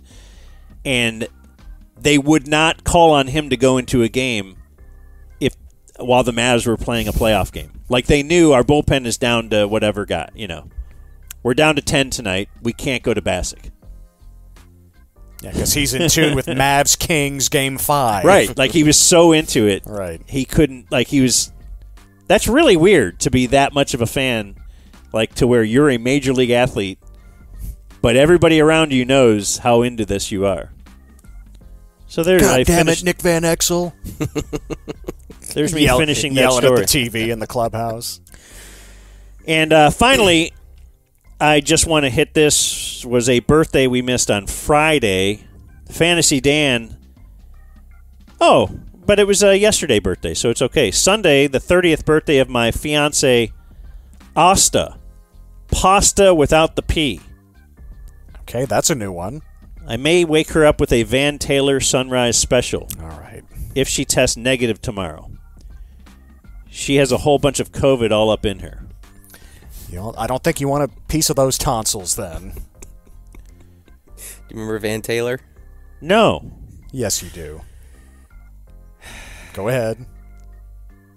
See, this is Isis Bride. Yeah, this is why we need Jake. Was tonsil, he a congressman? Tonsil play. Or yes.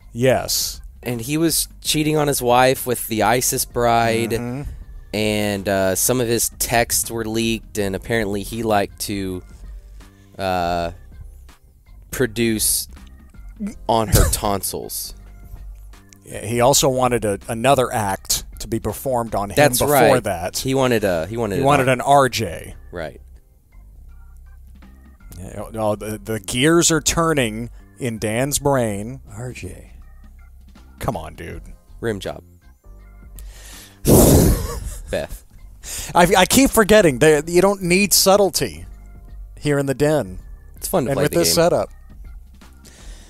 Her leaders are Cray Trey's breastfeeding YouTube videos and Jake's travel stories. What an elaborate bit. Now here's a picture of her next to a literal whale penis, which is humbling, and at the Blue Lagoon, where she's just hot, from Dummy Grant in Austin.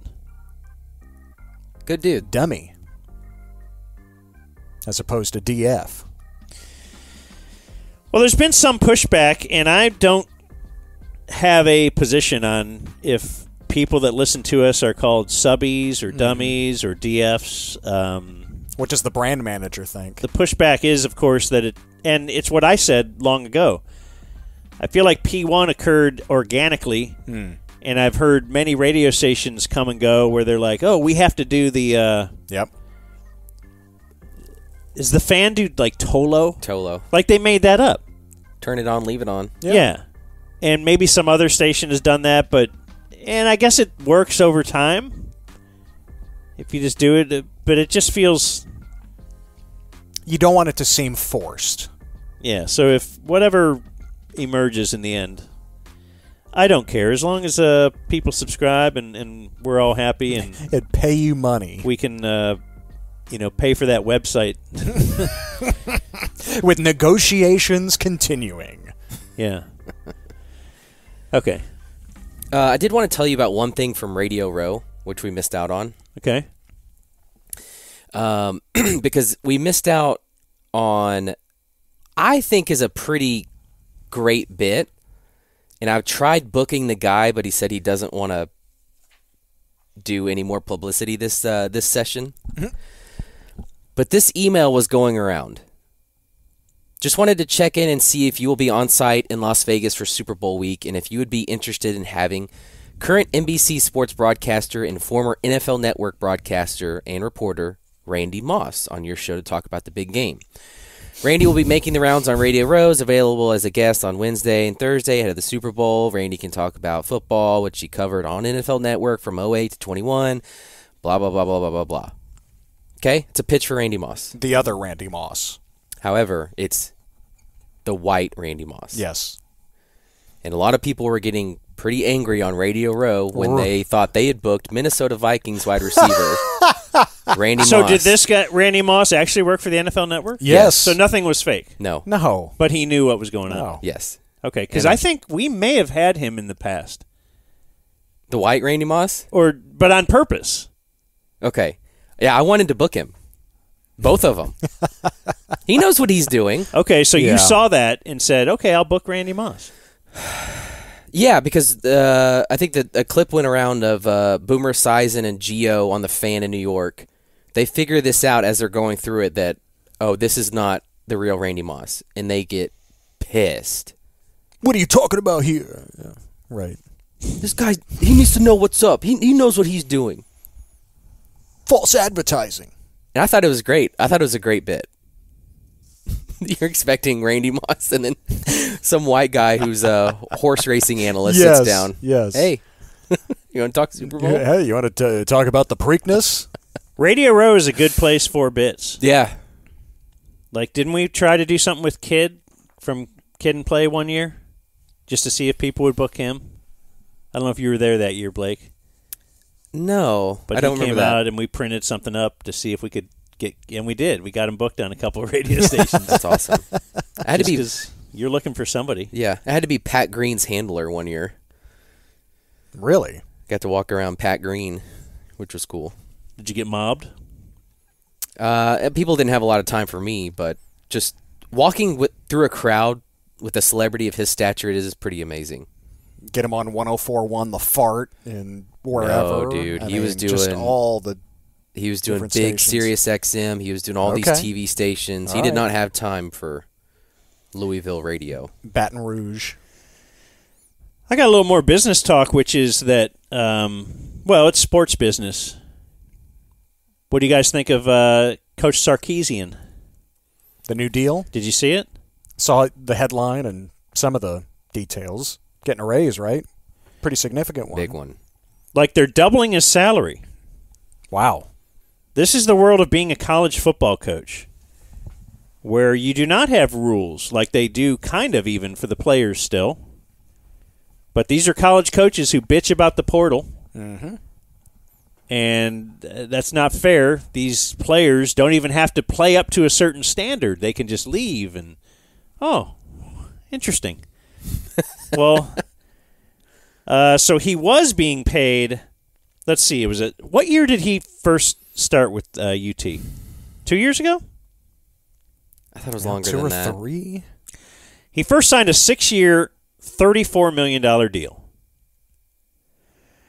Now they've added an extension. Yeah, 2021 was his first year. Wow.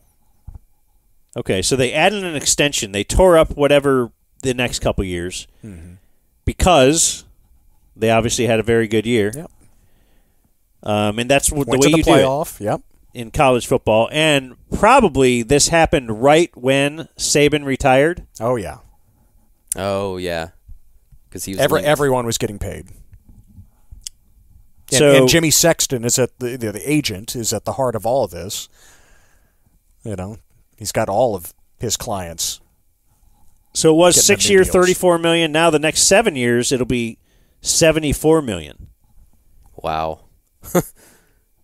He starts with $10.3 million in 2024 with a $100,000 annual raise through the end of the deal. Why? That seems kind of silly, but okay. Just so you can say, hey, I made more this year than I did last year. Like, that's always fun on your Social Security thing, the thing they used to send them. You ever look at that and how much you made when you're 18 and how much you made when you're 25 and on, and you just hope to keep making a little more every year? Yeah. I guess I don't check the Social Security because I'm not going to get it. What do you mean by that? You think it won't exist? No way, right? I don't know. Also, because it's not enough just to get $10.3 million a year, you can get bonuses, which could be up to $1.85 million per year. So yeah, the originally, so he's going to make $10.3 this year. In the original contract, his contract this year would have been $5.8 million. So it's just about doubling. They're also giving him 2 cars. I love this part of it. Yes. 2 dealer cars. Yeah, the perks. Country club membership. It's a big deal. So again, we're paying you $10.3 million. You can probably afford the country club membership. Yeah, but you got to go sign up, and you got to take a tour, and you got to meet the people. No, you're already in. Yeah. Access to a private jet. Now you're interested. The PJ comes up, Dan's all about it. What do you mean by access? UT will provide 20 hours of a private jet flight time for personal use each year. Unused hours will not carry over. Okay. So I want to go. You can't just use it every week. Well, I mean, you can until your 20 hours runs out. But of course, I make $10.3 million. Maybe I can then just get a private jet. Or do you think they're going to be really tight with that 20 hours? You know, Craig Way got access to one for work purposes at Texas one time. Really? Yeah. Because, you know, he's the busiest man on earth. He does everything UT related and has done that for decades now. You know, usually somebody in that position, you're the voice of the football team and men's basketball, and somebody else handles women's basketball and baseball or other sports. Craig does as much as he possibly can. So I don't think he has regular access, but I remember when I was a part of the broadcast myself doing pregame, halftime, and postgame, there was some conflict where there was no way he could make it from, I think it was a football game to a men's basketball game the next day. He couldn't do it flying commercial. And a Texas booster said, use my plane. We need you there, Craig. That's awesome. Yeah. That's the dream. Yeah, where's one of our boosters? Our subbies to give us a little PJ action. I got to get to France at a certain time. I can't. Some have been nice enough to offer up their airline points. I don't know if they're going to let us borrow a PJ. Airline points? Yeah. Okay. I hate using airline points. I always feel like I'm getting screwed if I use airline points. Yes, for sure. It's not equitable. It doesn't seem like it. But if you'd like us to use yours, we would love to. Blake would. I would. Because he's not going to really go anywhere anyway, so you won't really have to give him anything. I said $1.85 million performance incentives, possibly. That's like for conference championship, which I don't think is going to happen again. No. I think they're out of that game, right? Going to, the playoffs, going to the postseason at all. So I guess, let's see, little stuff like that. Coach of the year, if you are Coach of the year. Yeah, sure. If you're even Conference Coach of the Year, you can get $100,000. And then the country club, the private jets, a weird special one-time payment of $300,000 by April 1st, 2024. So a signing bonus. But he gets to pick when it comes in? And then tickets available for use, up to 12 for all home football games. Then the opportunity to purchase 20 more.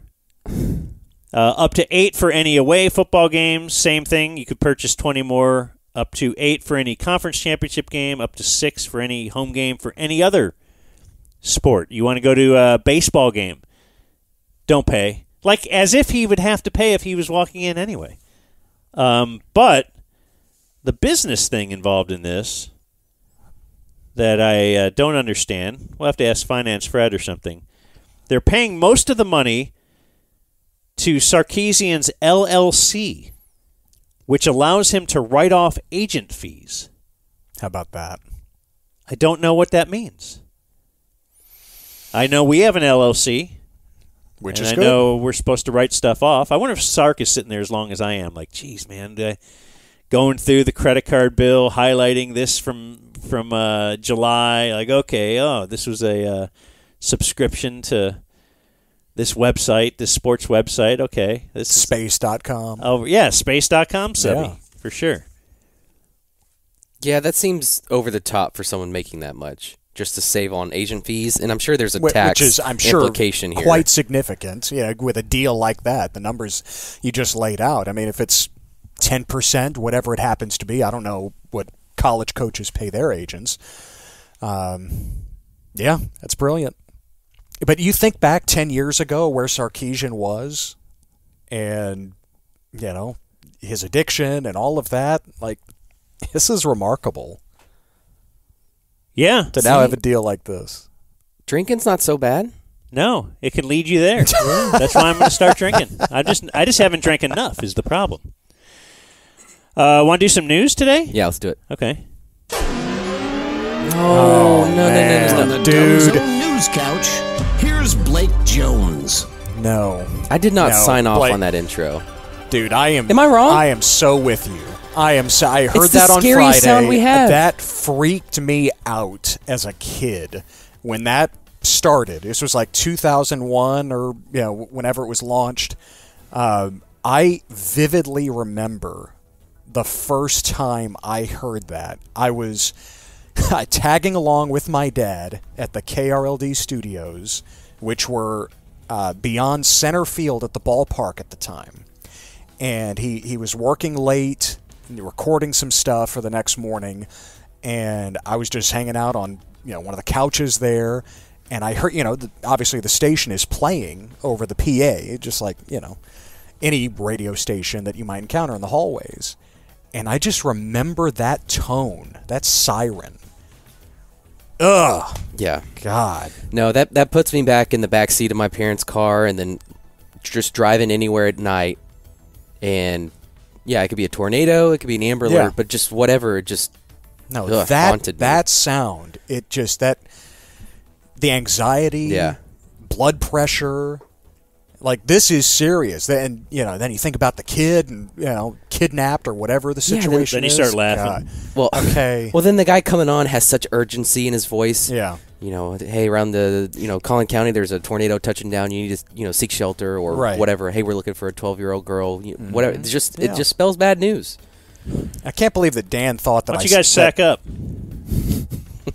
Can't believe that Dan thought 9-year-old you should sack up. Yeah, whatever, dude. Scary. You think that I sounded like the sample that you guys played on Friday? Yeah, do you want to hear it again? What was that? I just played this is one from like, I don't know, 2009 maybe. Dan was like, is that Ted Emrich? Is that your fake Dan? Everyone has a fake Dan.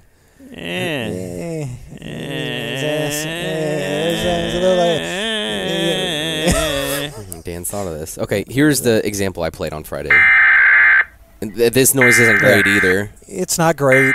But I'm used to it. at least with this, you think this is just a test. Yeah, that's right. We do this test once a month. Monthly, yes. We'll be okay. All right, so let me just sit back here, just driving along, and oh my God.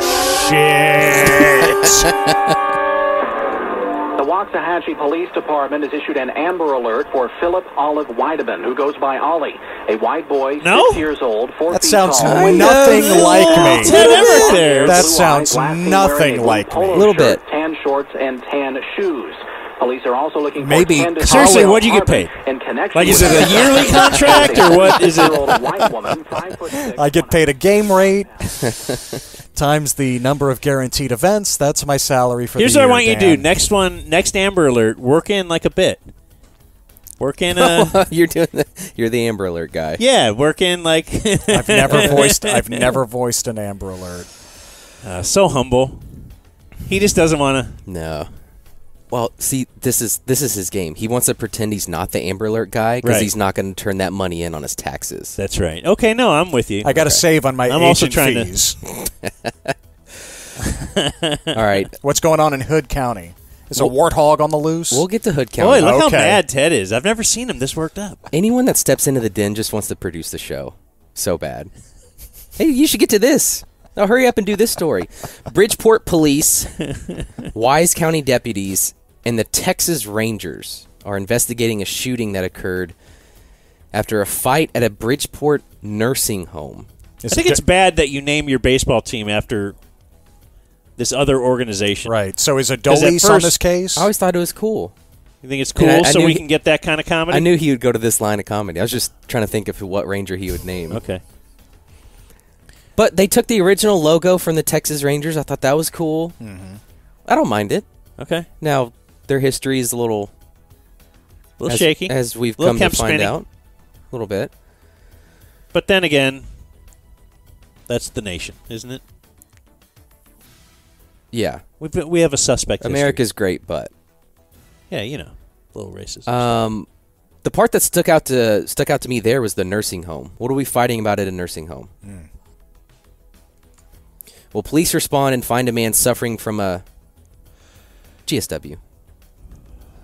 Golden State Warrior? Gunshot wound. Oh. Witnesses tell police where the shooter fled, and he has since been detained. The victim died later in the day, but come on. What are we fighting about in a nursing home? Jell-O. Dominoes. Yeah. Cards. Shuttlecock. Yeah. Yeah. Or it could be Shuffleboard. pickleball related. You know, last week at this time, I wouldn't have understood that you said shuttlecock. I wouldn't know what that meant because I saw it last week on doing one of my word games, and so I had to look it up. So it's the thing you hit in badminton. Right. Mm-hmm. And old people are not playing badminton. Ooh. That's what I'm saying. I'm saying they're the only people playing badminton. I'm saying badminton. Oh, you think it's just died? Yeah, I just don't Still think an there's Olympic badminton. sport. It seems like it's a little bit too much exertion for an old sitting around a nursing home. I could be wrong, though. Just to be honest, I was looking for shuffleboard, and I landed on shuttlecock first Okay. for some reason. I think shuffleboard. No, Yeah. Yeah, but shuttlecock, that seems like an old person word. Yeah. Um, You know, it is the dumb zone. Just, dumb core. That's my mentality right now. Philosophy.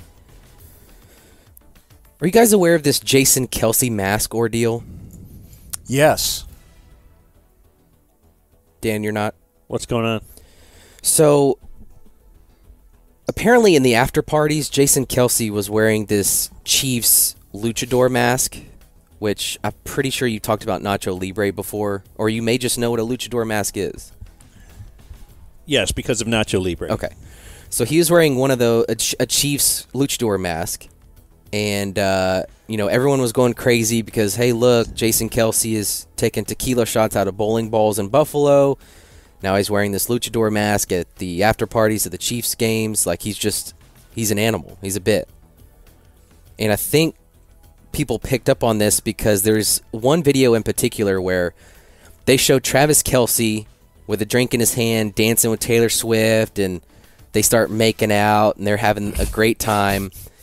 And then the camera pans over to Jason Kelce, I believe standing next to Marshmello, the DJ, and Jason Kelce's wearing the luchador mask, and it's just like the tale of two different brothers. Pumping his fist. Yeah. Yeah. Come to find out, an 8th grader in Dallas said, "Hey, that's my mask, and I would like it back." And it kind of read like Jason Kelce stole the mask. Okay. Now that a few days have gone by, they have put everything together, and Jason Kelce had bumped into this fan. This kid from Dallas is a huge Chiefs fan, somehow able to go to all the Super Bowls, and gave the mask to Jason Kelce to take a picture with. And they took the picture, and Jason Kelce just walked away with it on. Okay.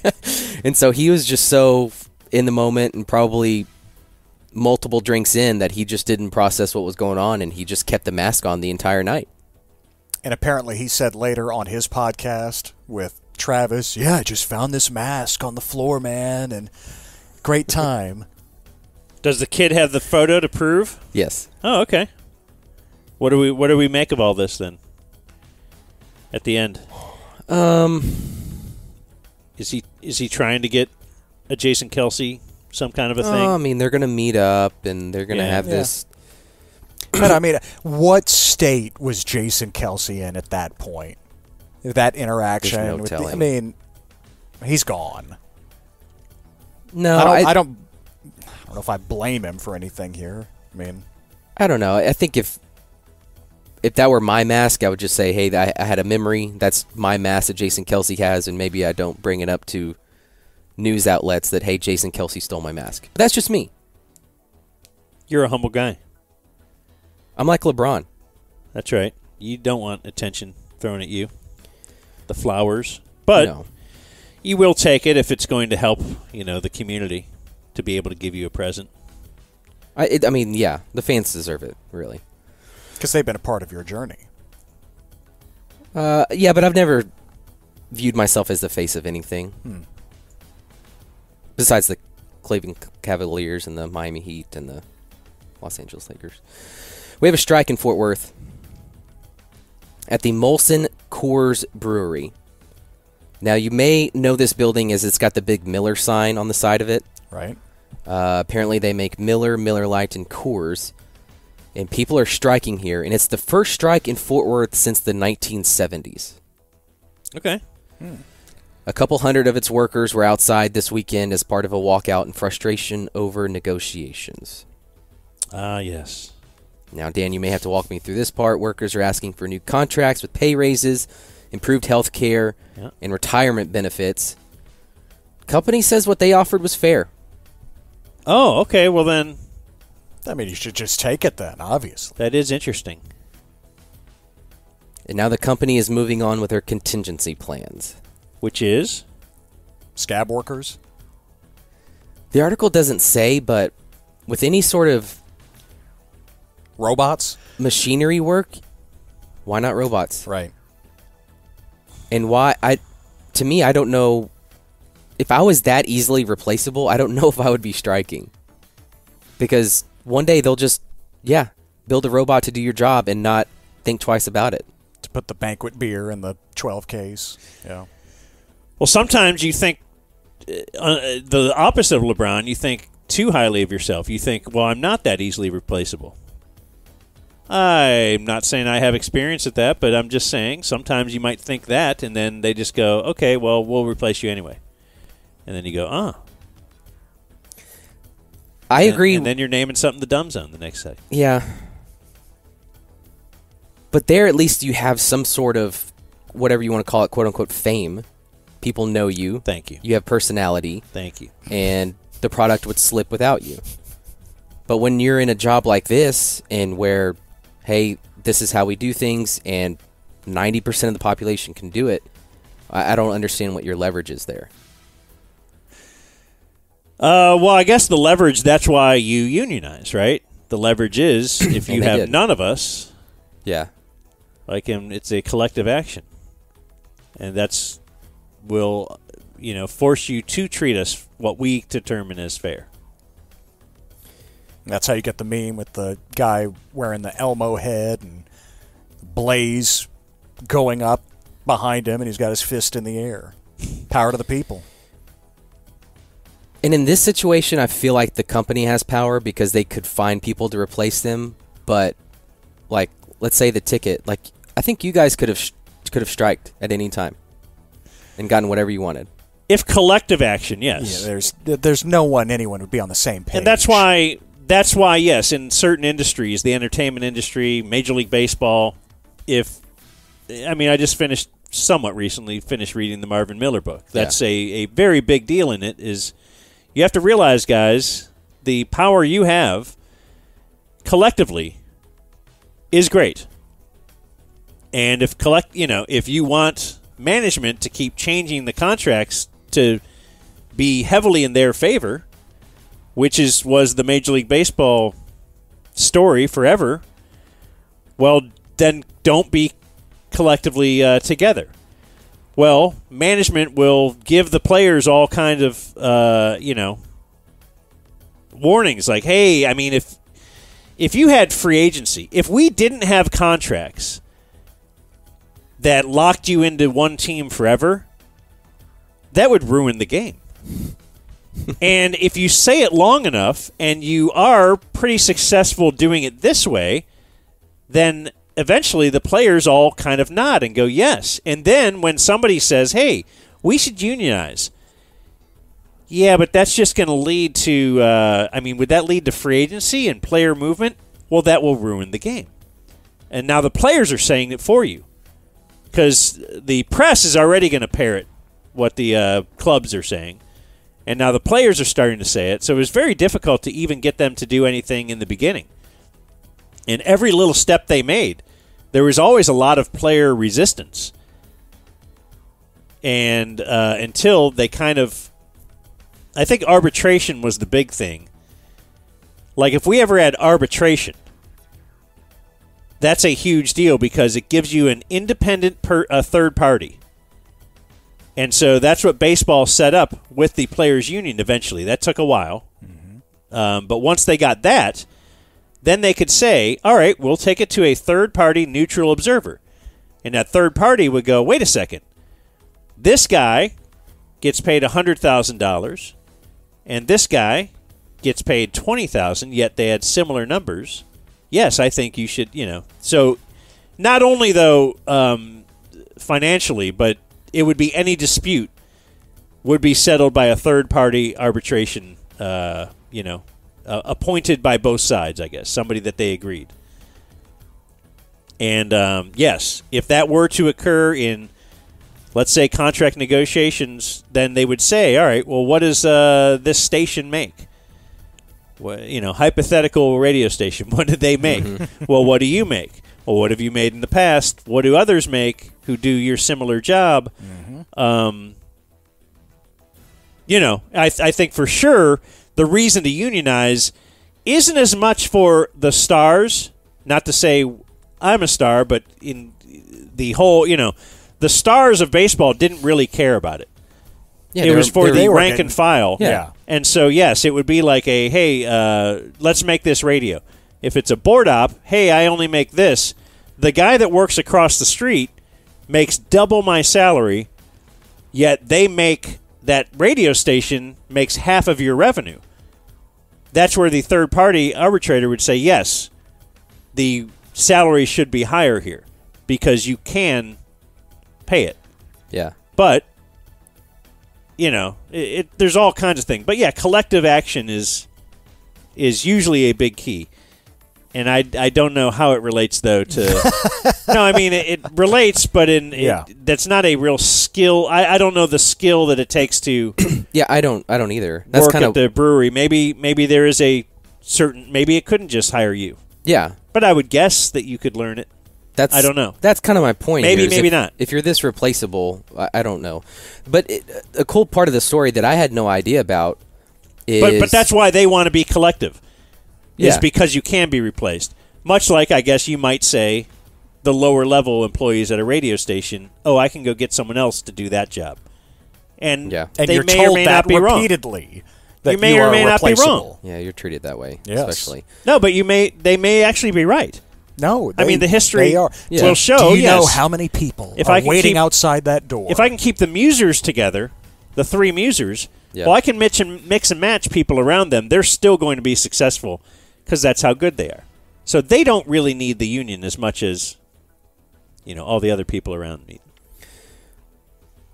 So these workers are making $1,000 per week in strike pay, and I did not know what strike pay was. And apparently, if you were a part of a union, some of your paycheck goes to this strike fund, where the company knows that this union does have enough funds to pay these workers if they were to strike for a certain amount of time. And I thought that's very forward thinking. I thought that's pretty awesome. Yeah, baseball did that, I believe, in around the early 80s. They had their sights set on, like they knew the next collective bargaining. They already received signals from the owners. They're going to, free agency had already started, but they were going to try and put the clamps on that and demand compensation from other teams to be part of free agency. If you signed a free agent, well, if the Rangers signed a free agent from the Yankees would be able to pick any player they wanted from the Rangers and just take him. That was what the owners wanted, and that's why the players they saw this is coming down the road in 2 years, so they started putting away even more in their strike fund, and so they could weather that storm because that's the company's goal. Just wait it out. Right. You're going to need that money at some point. Yeah. You're a worker. Even the players who make a lot of money, you probably live above your means. We're the company. We can't,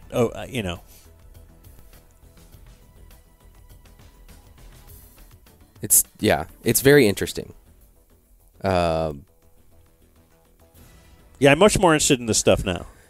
I was trying to place it like that. These kinds of things make a lot more sense now. Interesting situation there in Fort Worth. Okay, Ted. Yes? You want to check in on Hood County? Let's do it. All right, anyone... Okay, I'm reading this verbatim. Okay, so if the grammar's not right, don't yell at me. Put on an accent, too. Okay, we'll see. Anyone losing this fur baby on Contrary Creek has black collar kind of been on him or a while, but he right in the middle of road. As we passed through safely, he was following us like he was lost or someone left him behind. Didn't know, probably missing in someone's home. I tried calling him to feed him in case he hadn't ate, would get close but then pull back. Okay, so this dog's on the road. Right in the middle of road. Person is thinking about rescuing him. Dinah responds, "Please do not pick up our dog. My husband passed on January 27th, and the dogs lay out by the road waiting for him in case he comes home every day since he died." Wow, what a bear trap she has stepped into. Not sure how long they will do this, but the pipe fence is where they live. Thank you for caring. Great job, Denna. Wow. That was unnecessary. Some people don't step into the bear trap. You make it for them, as Denna did there. We get a picture of Denna? I can find you a picture of Denna. I'm just saying. Yeah, I'll get you a picture of Denna. Could use a little visual aid. No, she could use a shoulder to lean on. Oh, that's right. She is newly single. Yeah. NBC5 did a story on how I'm primarily doing this story for you, Dan. How fast foodies are getting fed up with the price of fast food now. Apparently, there are foodies and now fast foodies. Like they're really into fast food. They like good fast food. Okay. Yeah.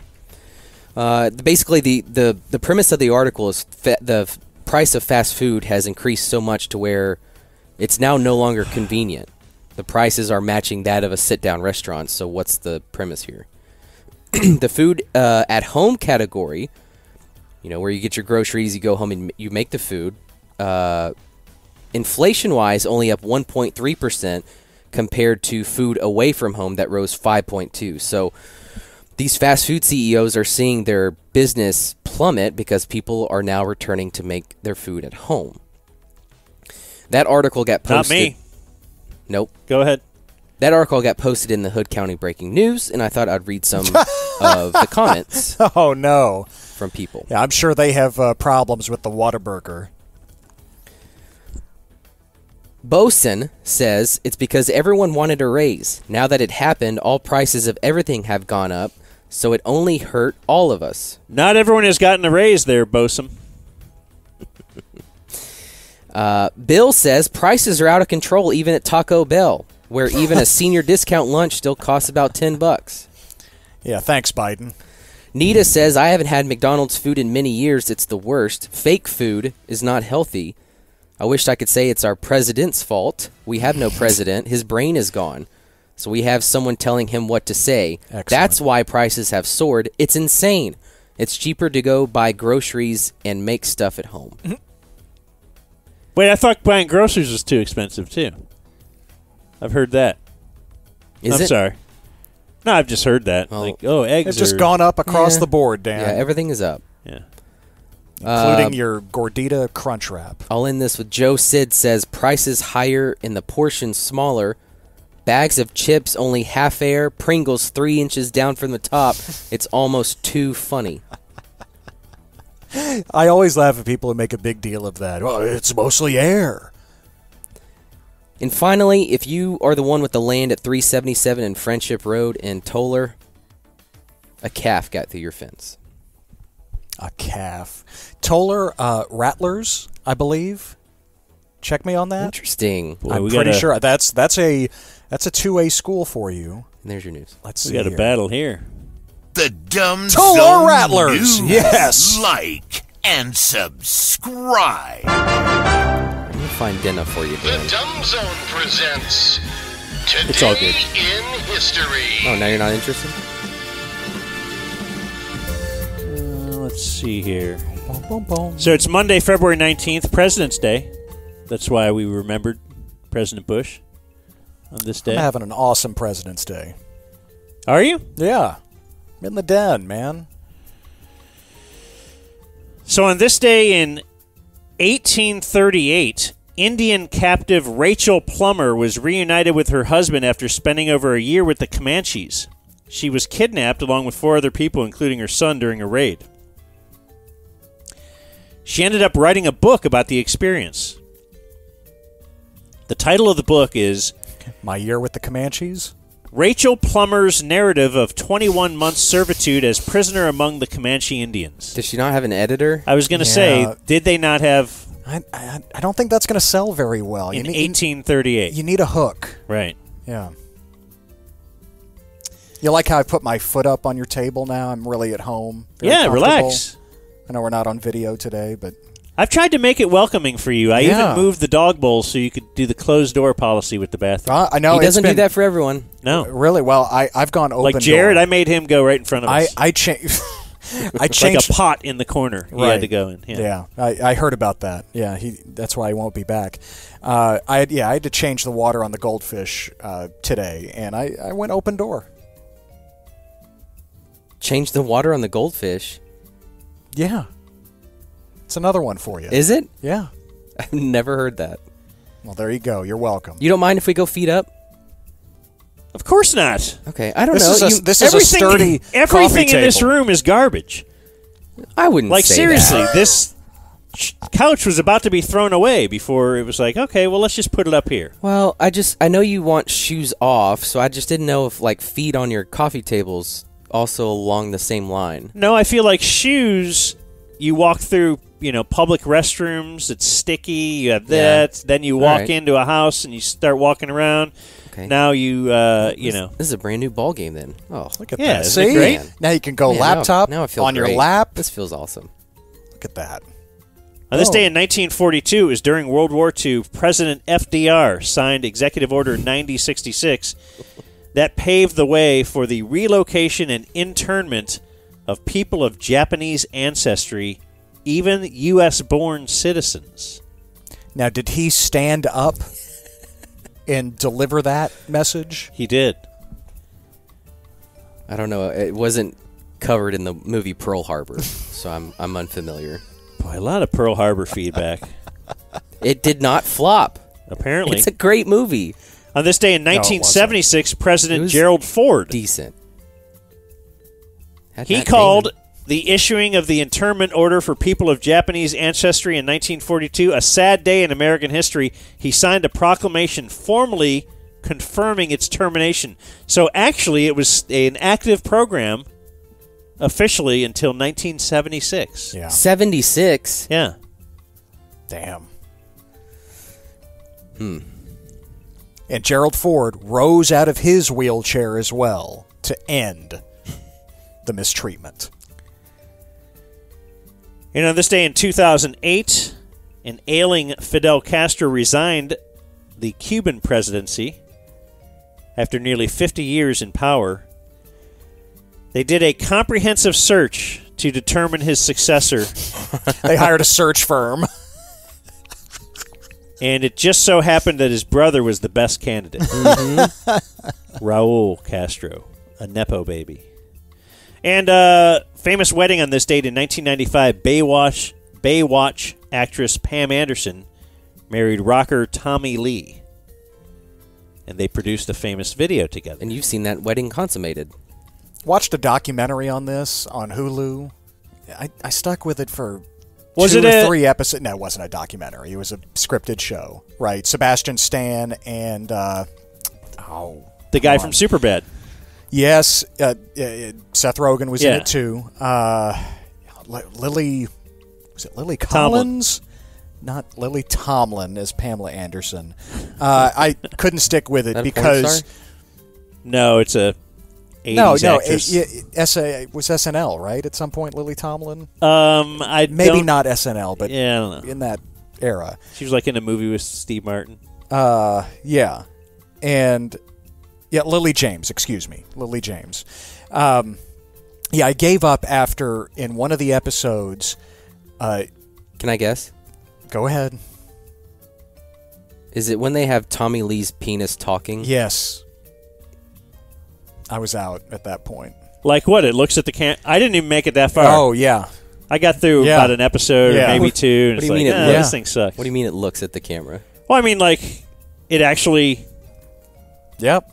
It's, they got a little put mouth. a voice on it. Got a little, What? He points it at the camera? I don't know if he points it at. I don't remember. I didn't go back and watch it and break it down frame by frame. But That's yeah. an early sex tape, though, that I was on board with as a kid, for sure. Yeah. Have you seen it? I don't think so. I think I know they're on a boat, but I think that's all I know.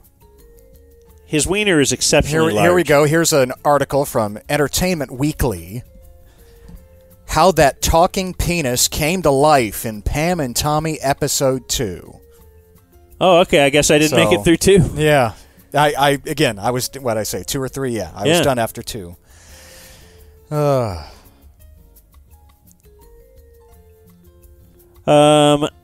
Birthdays, we have June Jones, 71. SMU? Hawaii? Did you guys know June Jones was an NFL player? No, I didn't. No. I didn't either till when I check birthdays in the morning, I'll scroll through like NFL, the ProFootballReference.com has like they'll list a birthday page for every One year, sport. North Texas beat SMU so bad it made June Jones quit. That's right. And he would never be heard from again? Then he went to Hawaii? Is that how Yeah, it I happened? think wasn't he Hawaii first and Okay. then SMU? Really? He ran one of those sling it around offenses? Yeah. Yeah. Yeah. Roger Goodell, 65. Boo? Do we hate him? The Joker is 29. Man. Luca's buddy. I'm with Jake. I hate those videos. What? Just of how Him and Jokic palling around? or- Yeah. Why do you hate it? Just the fact that they may want to play together one day and it won't be here. But yeah, they seem like the best of buds. Dave Stewart is 67. Oh, man. Do you have the story that goes with Dave Stewart? Go on. The former A's pitcher. I was listening to the Musers this morning, and this came up, and I had to find the details on this. So let's go to the UPI. Was that United Press International or something? From 1985. Texas Rangers pitcher Dave Stewart was arrested this week for allegedly having sex with a word that we don't use anymore, starts with a T, prostitute, on Skid Row, police said Thursday. Transvestite? Correct. Did you say that? The arrest on charges of participating in an act of lewd conduct was the second in the area this month of a well-known athlete. This is Dateline Los Angeles. Olympic gold medalist Edwin Moses was arrested January 13th in Hollywood after he allegedly propositioned an undercover female officer. So Dave Stewart was 27 at the time. This is when it gets good. Police Commander William Booth said, Mr. Stewart said he was unaware that the prostitute was a male until after the arrest. What year was this? 1985. January 24th, 85. That was his statement, and we have reason to believe him. It also said that when police found him, the prostitute was engaging in oral copulation on Stewart. It's a word you don't hear often these days. Okay. So when was that? 1985. What month or whatever? January 85. When he was with the Rangers. Okay, so he played out the year and then they traded him during that year to the Phillies. Ended up being released because I was looking at his, history. Do you know who he is? No. Okay, I do now. He was an A's pitcher, and he was always one of the best pitchers in baseball, as I recall. He won 20 games 4 years in a row. So during the McGuire, Canseco, Bash Brothers, he was like the guy. Never won the Cy Young Award. Got a couple of thirds, a second, and a fourth. But he was just always one of the best pitchers in baseball. That's just my memory of him. But that wasn't until the age of 30. That he had his first 20-win season. I didn't know about this Rangers story. Yeah, when he was 27. But he was... From oral copulation to one of the premier pitchers in baseball. His last 2 years before the Rangers traded him, he was 7-20. Like, he was just terrible. He was nothing. And then I wonder, do steroids make pitchers better? Because that was a big deal with the A's. With the A's, They were just roided out. Millie Bobby Brown is 20. And he couldn't tell it was a transvestite prostitute? But I feel like our technology with that has gotten so much better. Like, you shouldn't have been fooled by that. Like technology? Nowadays... What, you just have a radar for that now? No, nowadays I think they can... Wave a wand? They could make it to where you don't really know until you know. But back then, I feel like probably should have spotted that roll of quarters in his pocket or something. The Adam's apple. Yeah, the beard or something. Jeff Daniels is 69. Seal, 61. Seal? What are you, Seal? Leslie David Baker is 64. Sod. The Office. That is, Stanley. Stanley, right? Yeah. And then Haley Duff, 39. Summer. She is from Napoleon Dynamite, which Ted has never seen. I've never seen. That is one of my blind spots. Died on this day, we have, in 2023, Richard Belzer. Greatness. Comedian, Munch on Law & Order SVU. Didn't expect you to say greatness, but... I liked him on Law & Order. Okay, yeah, my mom was very into Law & Order and all of them, so we watched that a ton growing up. And born on this day, now they're not alive, it's Nicholas Copernicus, the astronomer, who had the crazy idea that the Earth revolves around the sun, not the other way around. Everybody else thought it was the sun. And he's like, whoa, whoa, whoa, whoa. I'm saying we revolve around it. because the prevailing thought was that the Earth is the center of the universe. That's why there's life and all that kind of stuff. But, I mean, I was doing this in my head when I first saw his name on the list, and I wondered if you guys would come closer than I did. Guess any year that he was alive. He was 70 years old when he died. So can you guess any year that Nicholas Copernicus was alive? Yeah, just a year that falls within, Let's even give you a plus or minus of 20. So you have a 100-year window, over 100 years.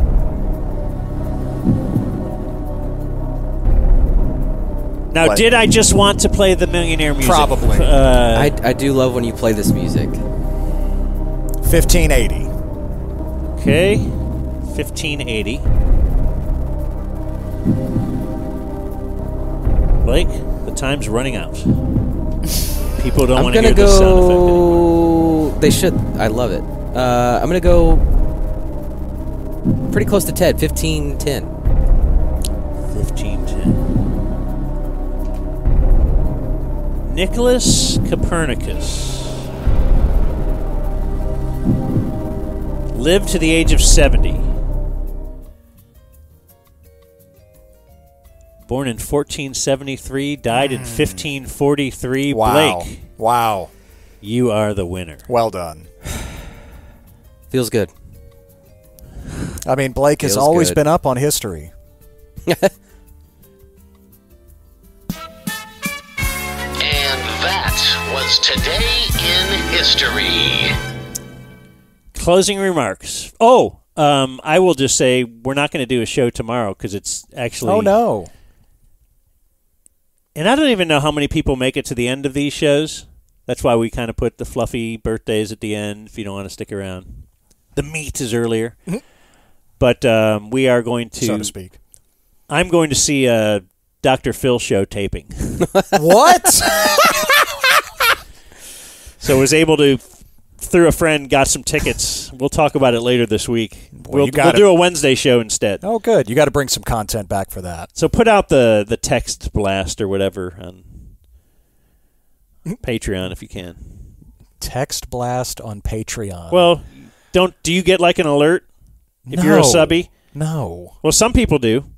I don't get a text alert. Or they get like an email alert or something. I get an email when a new episode drops. Okay, well, if you put out the... He hasn't hit the bell icon. Oh. To like and subscribe? Well, you got to hit the bell for notifications. Closing remarks, Ted? No puppet, no puppet, no puppet, no puppet, no puppet, no puppet, no puppet, no puppet, no puppet, no puppet, Adios, no puppet, no mofo. puppet, no puppet, no puppet, no puppet. Nope, nope, puppet, nope, puppet, nope. Nope, puppet, nope, puppet, nope,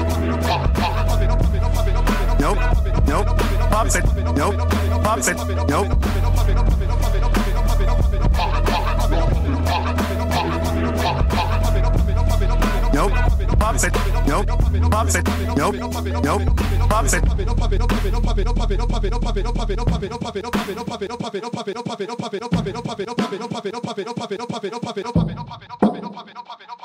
Nope.